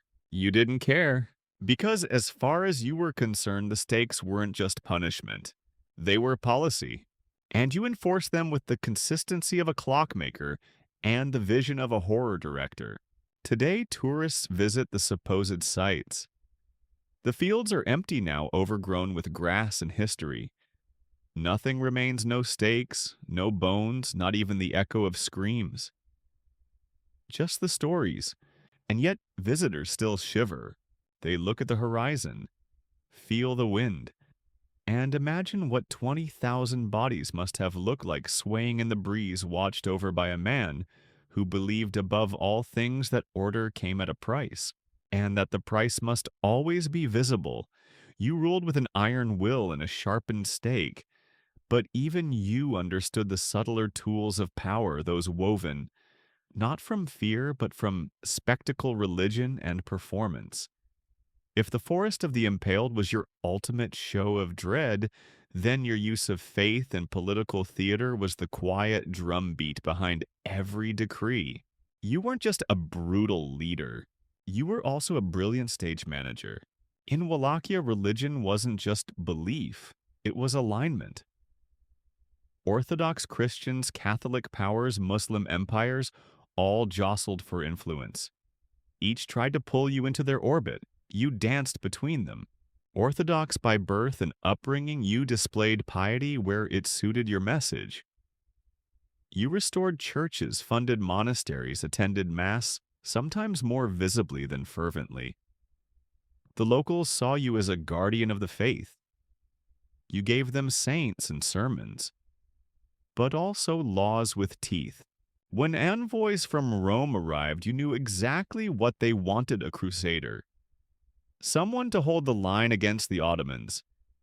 You played the part. You hinted at conversion. You sent polite letters to the Pope. Not because you believed, but because belief was a bargaining chip. Historians still argue whether you ever truly intended to become Catholic. Some say yes, that it was part of a genuine attempt to align with Hungary and the papacy. Others believe it was another of your calculated moves, a tool to attract Western backing with no real intention of theological commitment. What's certain is that you understood the optics. You weren't trying to save your soul. You were trying to save Wallachia. And sometimes you did it with smoke and crosses.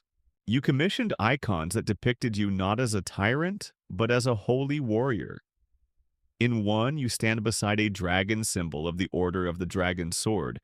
In one hand, the Orthodox cross in the other. Beneath your feet, serpents and demons writhe.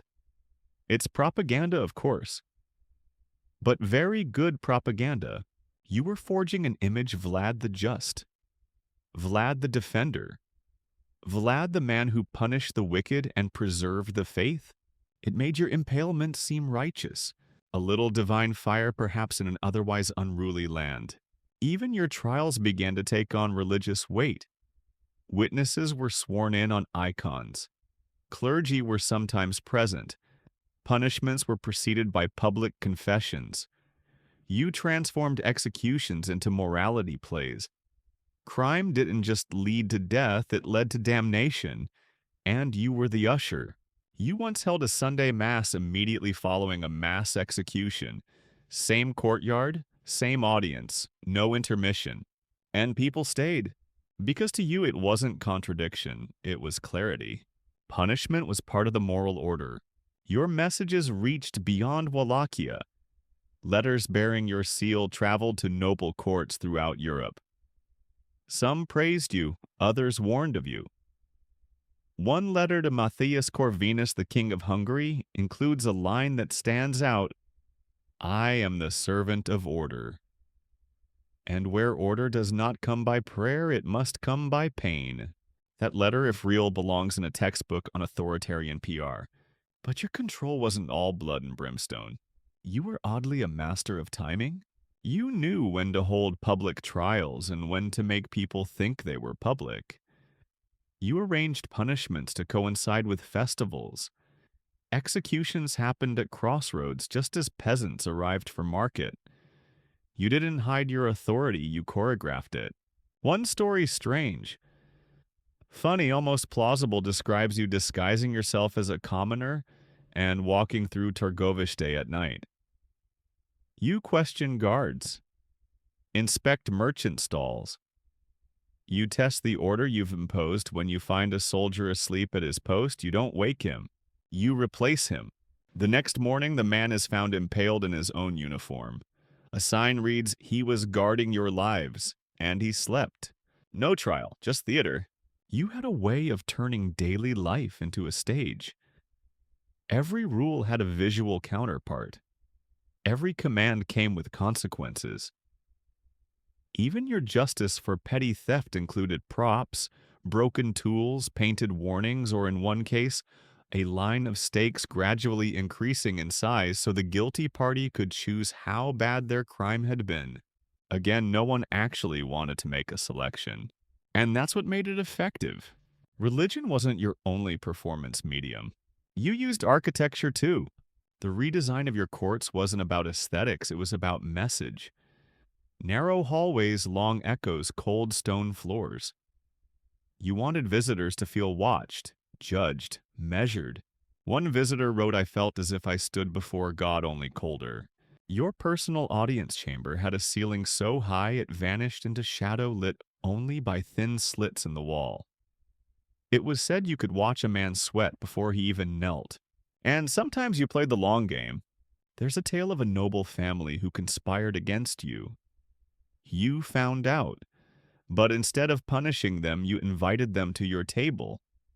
You gave them land, praise, power. Over months, they grew comfortable. Then on the anniversary of your father's murder, you invited them to a feast. The doors were locked behind them, and the stakes were already set. This wasn't revenge. This was choreography. Your rule was built not on reaction, but on anticipation. You didn't wait for enemies to strike. You waited for them to believe they were safe. And then you acted. Even your last stand, your final brief reign carried this theatricality. When you returned to power, you didn't sneak in quietly. You made a show of it. A royal procession, a wave of proclamations, a reimposition of strict law. The people weren't sure whether to cheer or flee. That uncertainty, perfect, because that's what kept them in line. It's winter now again. The kind of Balkan winter that sharpens bones and silences roads. You know it well. You fought in snow, ruled in snow, executed in snow. Cold doesn't bother you, it clarifies. But this winter feels different. There's less certainty in your court. You walk past guards who nod too slowly. You speak commands that echo longer than they should. Even the wind in Targoviste seems to hesitate like it's waiting for something. You know what's coming. You've always known. The third reign is like holding fire in your hands, bright, brief burning. You've reclaimed the throne, yes. But everything around you feels temporary. Allies are quiet. Letters from Matthias Corvinus come less often. Ottoman raiding parties push deeper into your lands, and the boyars, oh, they smile, of course, but not with their eyes. You have a feeling you're being followed. But for now, you focus on order. As always, you've returned to familiar routines, repairing roads, reviewing tax records, commanding that impalement forest be trimmed and replanted. It's not just maintenance, it's message. You're back and Wallachia is watching. But here's the real twist: something inside you has shifted. Maybe it's age. Maybe it's the prison years. Maybe it's the weight of blood. But you've started to write more. Not decrees, letters, observations, sometimes philosophy. You dictate notes to scribes rarely explaining their purpose. Musings on justice, on betrayal, on what a ruler owes his people. One reads, "If the shepherd kills the wolf, the sheep are safe. If the shepherd kills too often, the sheep begin to wonder if wolves were really so bad." Another simply says, "There is no peace, only silence between screams." Were these meditations confessions warnings? No one knows. Most didn't survive. Burned, maybe? Hidden, or simply lost under dust and time. But it tells us something. Something more than the pamphlets and myths. You were thinking about legacy. Not how long it would last, but what it would mean. The foreign diplomats notice too. They visit your court again, some reluctantly. Reports sent back to Hungary and Poland describe you as composed, calm, measured. One Hungarian envoy writes he smiles now. That frightens me more than when he didn't. And there's a growing rumor that you want to retire. Not formally, you would never step down, but informally, gradually handing off more duties to advisors, spending more time in Ponary Fortress far from the noise. Some even say you're preparing a succession plan for your son. You never confirm it. But then again, you rarely confirm anything. Your nights are quieter. No feasts, no public punishments. You walk alone on the battlements wrapped in heavy fur, watching the horizon for smoke. Some say you're praying, others say you're planning. Maybe both. But then, betrayal. Again, it's never clear who betrayed you in the end. Was it a noble mercenary, a Hungarian officer paid off by the Ottomans? The records are vague, contradictory, and frustratingly theatrical, just like the stories they tell about you. All we know is this: you mount your horse one morning, ride out to inspect a garrison. You wear a red cloak. Your armor is polished. Your sword hangs in silence. And then, nothing. No return, no message. Just silence. Your body, if it was found, is never mentioned again in any confirmed document. Your head, according to Ottoman sources, is severed and sent to Constantinople, presented in a lacquered box to Sultan Mehmed II. He recognizes you immediately. He's said to have stared at your face for a long time. No smile. Just respect. Meanwhile, in Wallachia, confusion reigns. Some believe you're dead. Others insist it's a trick, that you've gone into hiding, planning a fourth return. There are sightings in the forests, of course. Men claim to see a figure in a black cloak riding through the snow. Dogs howl at night. Fires burn longer than they should. And soon your legend grows a second skeleton, one made of whispers. Monks begin praying for your soul, not publicly, but inside chapels, quietly. A few write your name into the margins of their gospels next to passages about judgment and vengeance. Foreign scholars argue over whether to include you in their histories as a tyrant or a savior. Some begin referring to your reign as a necessary terror. Others, less generous, use words like lunatic butcher and mad king. But the people, they remember differently. They remember the years when they could walk the roads safely, when a woman could carry coins without fear of thieves, when justice didn't come late or weak, but sharp, sudden, and final. Even if they were terrified, they knew where things stood. And that memory, it lingers.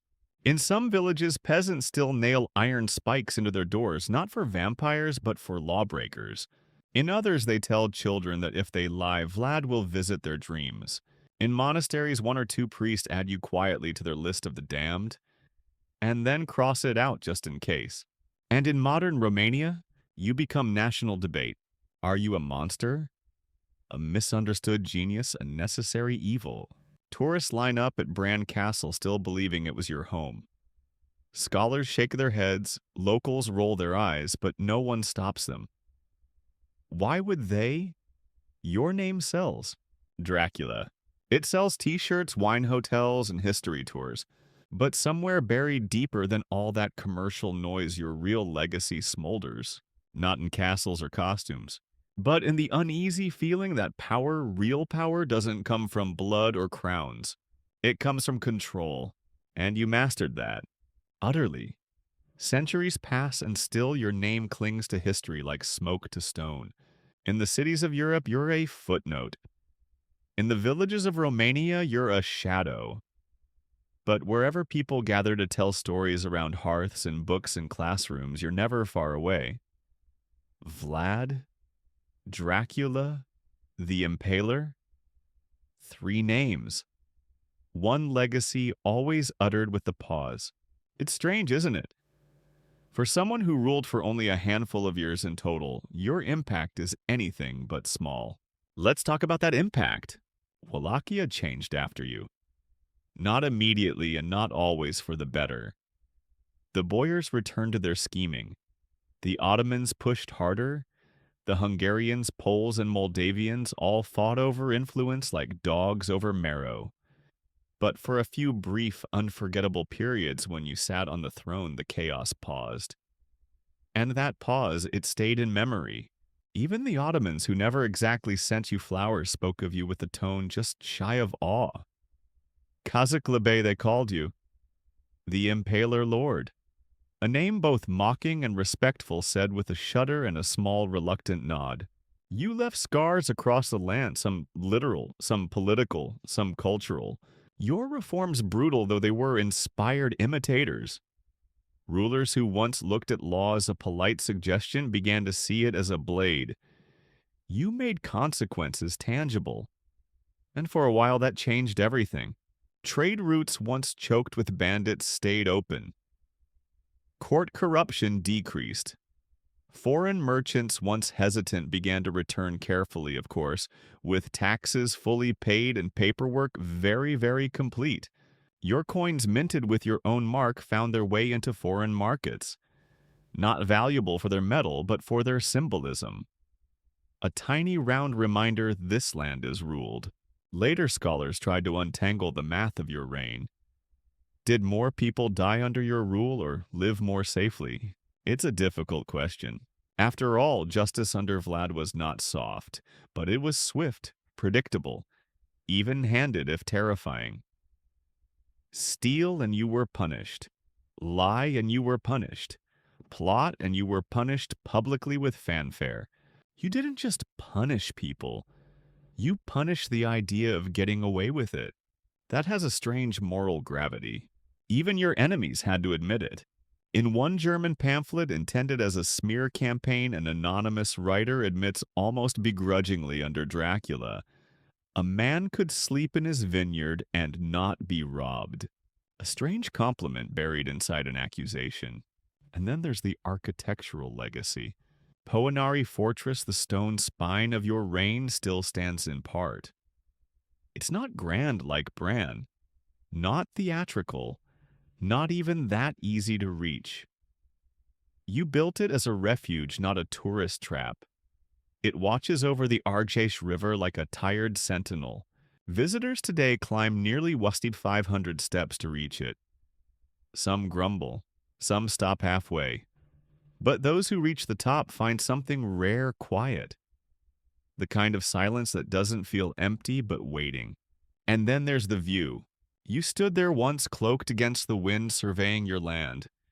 Thinking, planning, maybe even regretting. You watch the forest sway like a whispering crowd.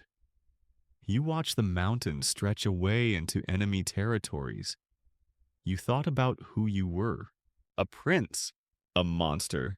A necessary terror. That view hasn't changed. Modern Romania continues to wrestle with your memory. History books tread carefully. Politicians invoke you some with admiration, others with disdain. Your story is taught in schools written in stone, inked on t-shirts, dramatized in films. And the vampire version of you, it's grown teeth.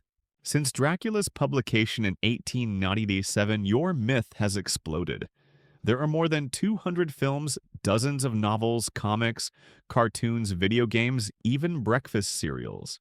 You've been played by Bela Lugosi, Christopher Lee Frank Langella, Gary Oldman, and Nicolas Cage. Each one takes liberties. None of them quite capture the man who stared down the Ottoman Empire with a smirk and a steak, because none of them are you. They're shadows, entertaining certainly, but soft around the edges. The real Vlad. He was many things, but never soft. And you know what's ironic? You probably would have hated the vampire. The weakness to sunlight, the fear of crosses, the dependence on others' blood, the romantic brooding, all of it. You weren't a creature of the night. You were a creature of certainty. Your enemies bled for real. Your authority wasn't enchanted, it was enforced. Still, the myth clings. Tourists come looking for Dracula. They want fangs and castles and cobwebs. Instead, they get mountains, cold stone steps, and a quiet guide explaining the real Vlad was not undead, just relentless. And sometimes that's more terrifying. Because the undead, they're fantasy, but you happened. There are still debates about your burial place. Snagov Monastery claims to hold your remains. Some researchers dispute that. Others claim your body was moved. Some say it was never buried at all, that your grave was left empty to make sure no one could desecrate it. Or just maybe no one wanted to know where you were, because knowing would make it harder to imagine. And imagination is where your true power lives now. You are whispered. You are read about by candlelight. You are conjured in dorm room debates, in film festivals, and strange podcasts and tourist brochures. Not because of what you were, but because of what people need you to be. You're everywhere now, etched into culture, warped by fiction, cemented by fear. But the truth, it's harder to find. Strip away the vampire teeth, the Hollywood cloaks, the fog machines, and Halloween masks, and what remains is still terrifying, but also fascinating and real. The real Vlad Voivode of Wallachia, son of Dracul, product of exile and war, was not a monster. Or rather, not only a monster. You were a product of a world where survival demanded ruthlessness, and where mercy was often interpreted as weakness. To understand you fully is to look at what you inherited. Wallachia in your youth was no stable realm. It was a stretch of land caught between the jaws of two great powers, the Ottoman Empire to the south and the Kingdom of Hungary to the west. The Danube did not separate friends from enemies. One year a neighboring prince would offer protection. The next he'd send assassins. No ruler in your region died of old age. Most didn't even finish their dinner. You weren't raised for a peaceful life. You were groomed in chains to play a brutal game, and so you played it better than anyone. That's what makes your legacy so hard to dismiss. You didn't just react, you dominated. You didn't just win battles, you staged order. When others hid from the Ottomans, you rode at them in the night. When boyars whispered in corners, you didn't wait for betrayal, you set the table for it, then acted first. Even your name became a weapon. Dracula. It was never meant to mean vampire. Originally, it meant son of the dragon. Your father bore the title proudly as a member of the Order of the Dragon, a knightly fraternity sworn to defend Christianity. But somewhere along the way, the word shifted. In the Slavic tongue, Drac could mean devil, and you didn't do much to discourage the confusion. Sometimes you were the dragon, sometimes the devil, sometimes both, and to some that made you divine. Even now, centuries later, there are those who look at your rule not as a horror show, but as a golden age. They point to the safety of the roads, the decline in corruption, the swift resolution of disputes. They cite your commitment to justice, if not exactly fairness. Is that so strange? Somewhere right now, A politician is invoking your name. In Romania, you are occasionally called upon and political speeches invoked as a metaphor for strong leadership in times of chaos. We need a Vlad, someone says on television, and the audience doesn't laugh because they know what it means. Not mercy, not kindness, but control. But here's the deeper layer: even those who admire you don't want to live under you. And that's your paradox. You represent order, but at a cost. You symbolize strength, but at the edge of terror. You are not missed, but you are remembered. And in some ways, that's more powerful. What's perhaps most curious is how you would react to your legacy. Would you be proud of the vampire myth, offended by the idea of drinking blood when you spent your life spilling it for a cause? Would you be amused by the tourists visiting your castle in Bran, walking through curated rooms that bear no relation to your life? Would you scoff at the films?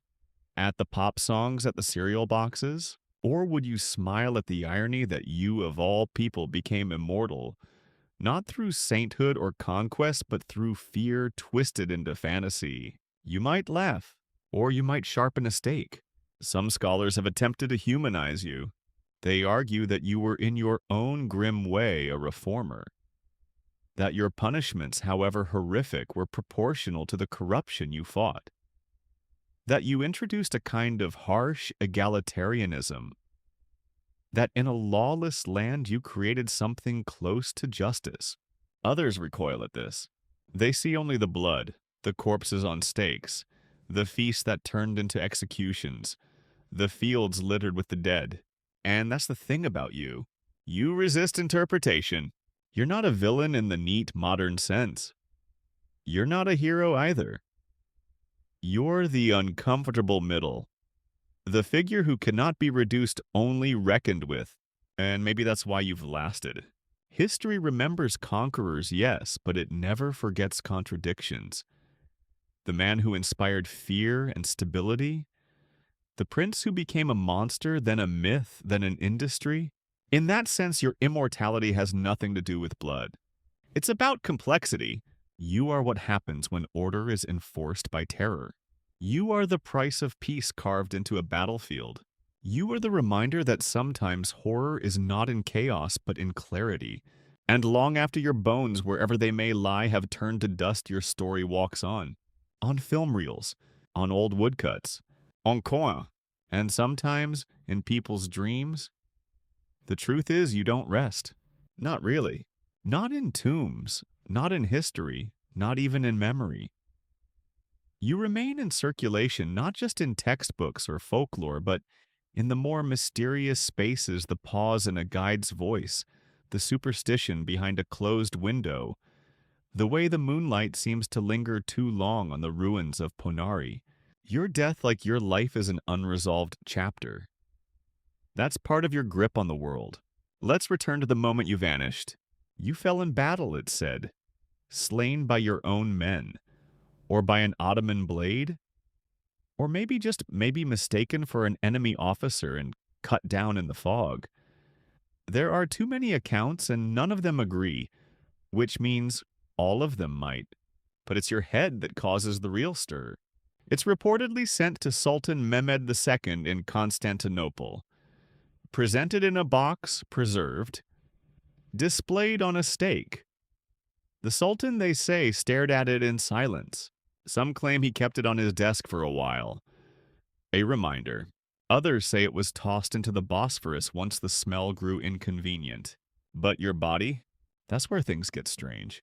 The most accepted theory is that your remains were interred at Snagov Monastery, an island, cloaked in reeds and rumor.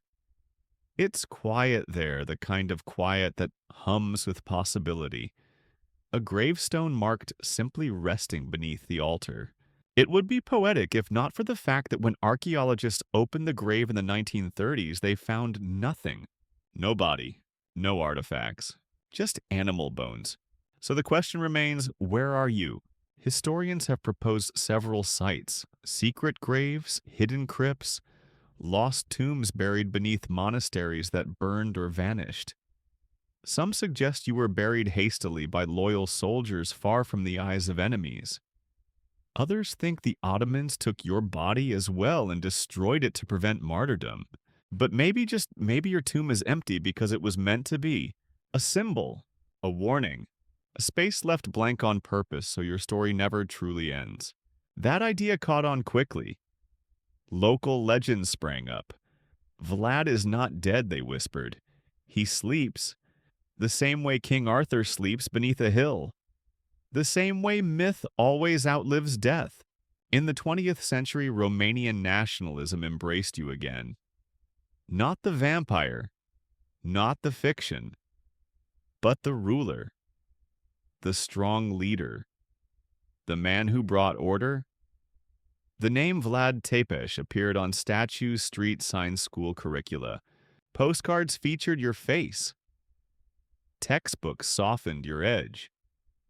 You were reframed as a hero, fierce, yes, but noble. A protector of sovereignty. That narrative never fully took root in the West. There you remained, Dracula, and in a way that worked in your favor. The vampire legend kept you alive.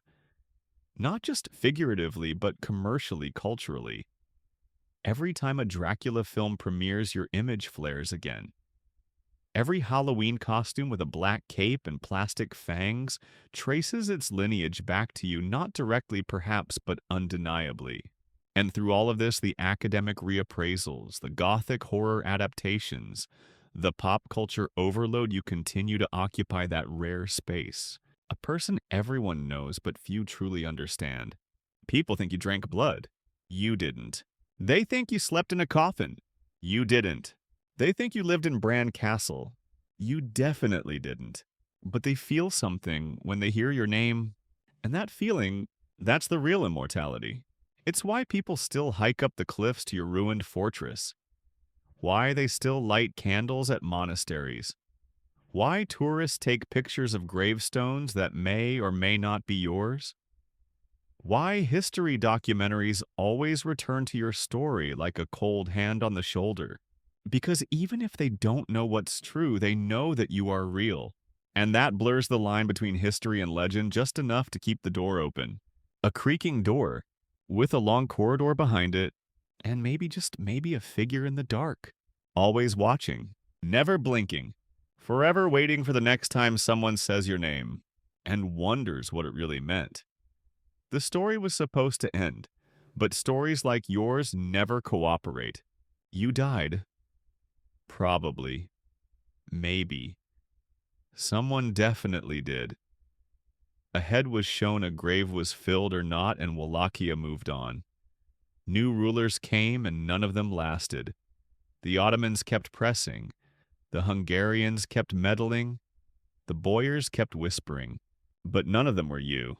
Because you didn't just hold power, you became it. Your presence lingered in the land, and not in a spiritual way, though people would say so. It lingered structurally, legally, culturally. You changed how Wallachians viewed their rulers, not as distant nobles, but as forces, as absolutes, as something to be feared in a useful way. And you set a bar, a sharp one. For generations, rulers were compared to you. He keeps the law like Vlad. He punishes swiftly like Sepej. He takes bribes. Vlad would have nailed his hand to the wall. You weren't just a standard. You were a measuring stick made of iron and blood. And while scholars wrote about you, some horrified, some admiring, the people told stories, stories that became their own reality. In one, you return every 100 years to walk your borders, checking the condition of roads and bridges. In another, you haunt the Carpathians cloaked in fog, riding a black horse with red eyes. In another, you live in the body of a raven, circling Snagov Monastery by day, flying to your hidden grave by night. Children are warned not to lie, not to steal, not to wander off. Because Vlad sees everything. It would be charming if it weren't said so seriously. And then, of course, there's the other legacy. The one forged not in your lifetime, but centuries later. The vampire. We've talked about him. But let's pause here and really look. Because he isn't you. He's elegant, seductive. All dark eyes and aristocratic loneliness. He lives in a castle, waits for permission to enter homes, and is undone by love sunlight or sharp wood. You didn't wait for permission. You entered every room, every village, every heart with force. You were undone by betrayal, not moonlight.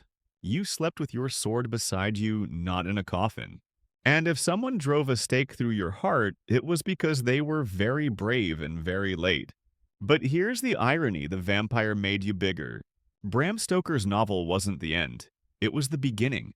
Through that book and the films, plays, comics, cereal boxes, and Halloween masks that followed you became global. Not just a Romanian figure, not even a European one. A worldwide icon, a brand. Children in Tokyo know your name. Moviegoers in Mexico watch your cape billow on screen. Tourists from Canada book flights to Transylvania, not realizing you preferred Wallachia. And every time they say Dracula, they revive you just a little. It's not immortality the way fiction tells it, but it's close. And what does that mean for history? Well, it complicates things. Ask 10 people about Vlad and you'll hear 10 different legends. Some dark, some noble, some completely fabricated, but all of them alive. You've become a prism. Through you, people reflect their fears about tyranny, their longing for order, their fascination with extremes. They wonder, what would it take to make the world safe? And then they remember, Vlad did it, but at what cost? That question makes you timeless. You represent the crossroads of desire and fear, the line between control and cruelty, the uneasy bargain every society makes between freedom and safety. That's why they can't stop talking about you. Not just in Romania, not just in Gothic fiction, but in psychology lectures, in political theory, in leadership seminars, in film schools. You're everywhere a boundary needs to be tested. And then there's your face. In portraits, real or imagined, you stare ahead.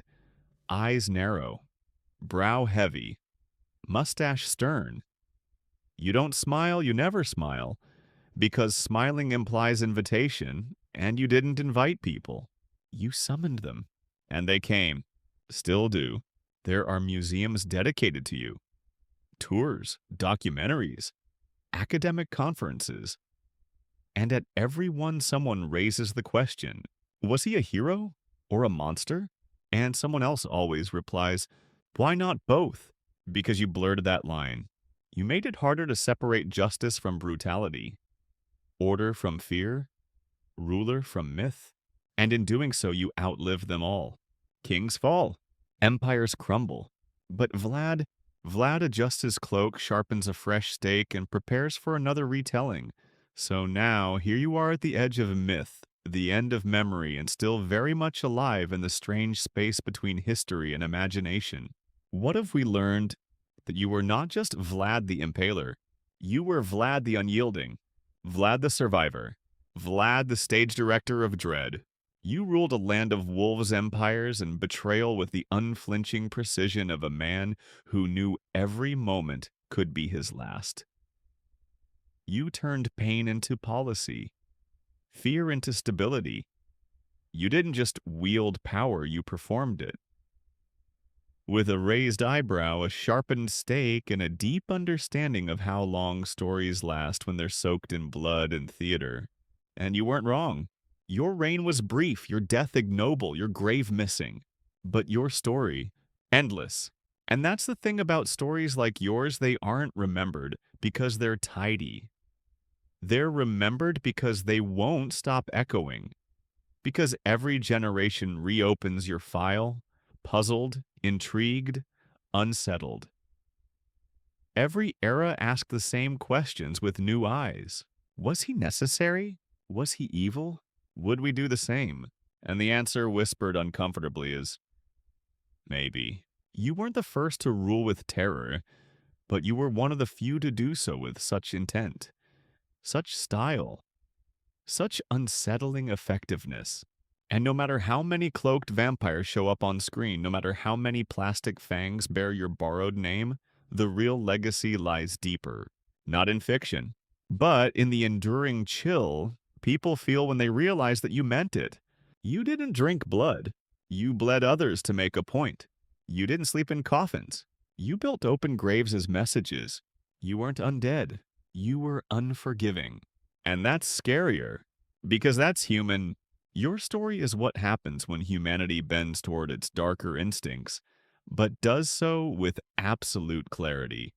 There were no mad rants in your throne room, no cackling, no delusions, only rules, punishments, consequences. And now, long after your last sunrise, your ghost still walks, not in the shadows, but in plain view, in every courtroom where justice is too slow, in every city where fear keeps order, in every leader who wonders what would Vlad do. That's your afterlife.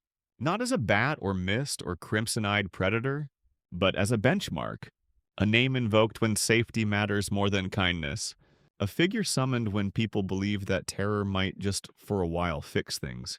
And so we end here at the edge of your legend.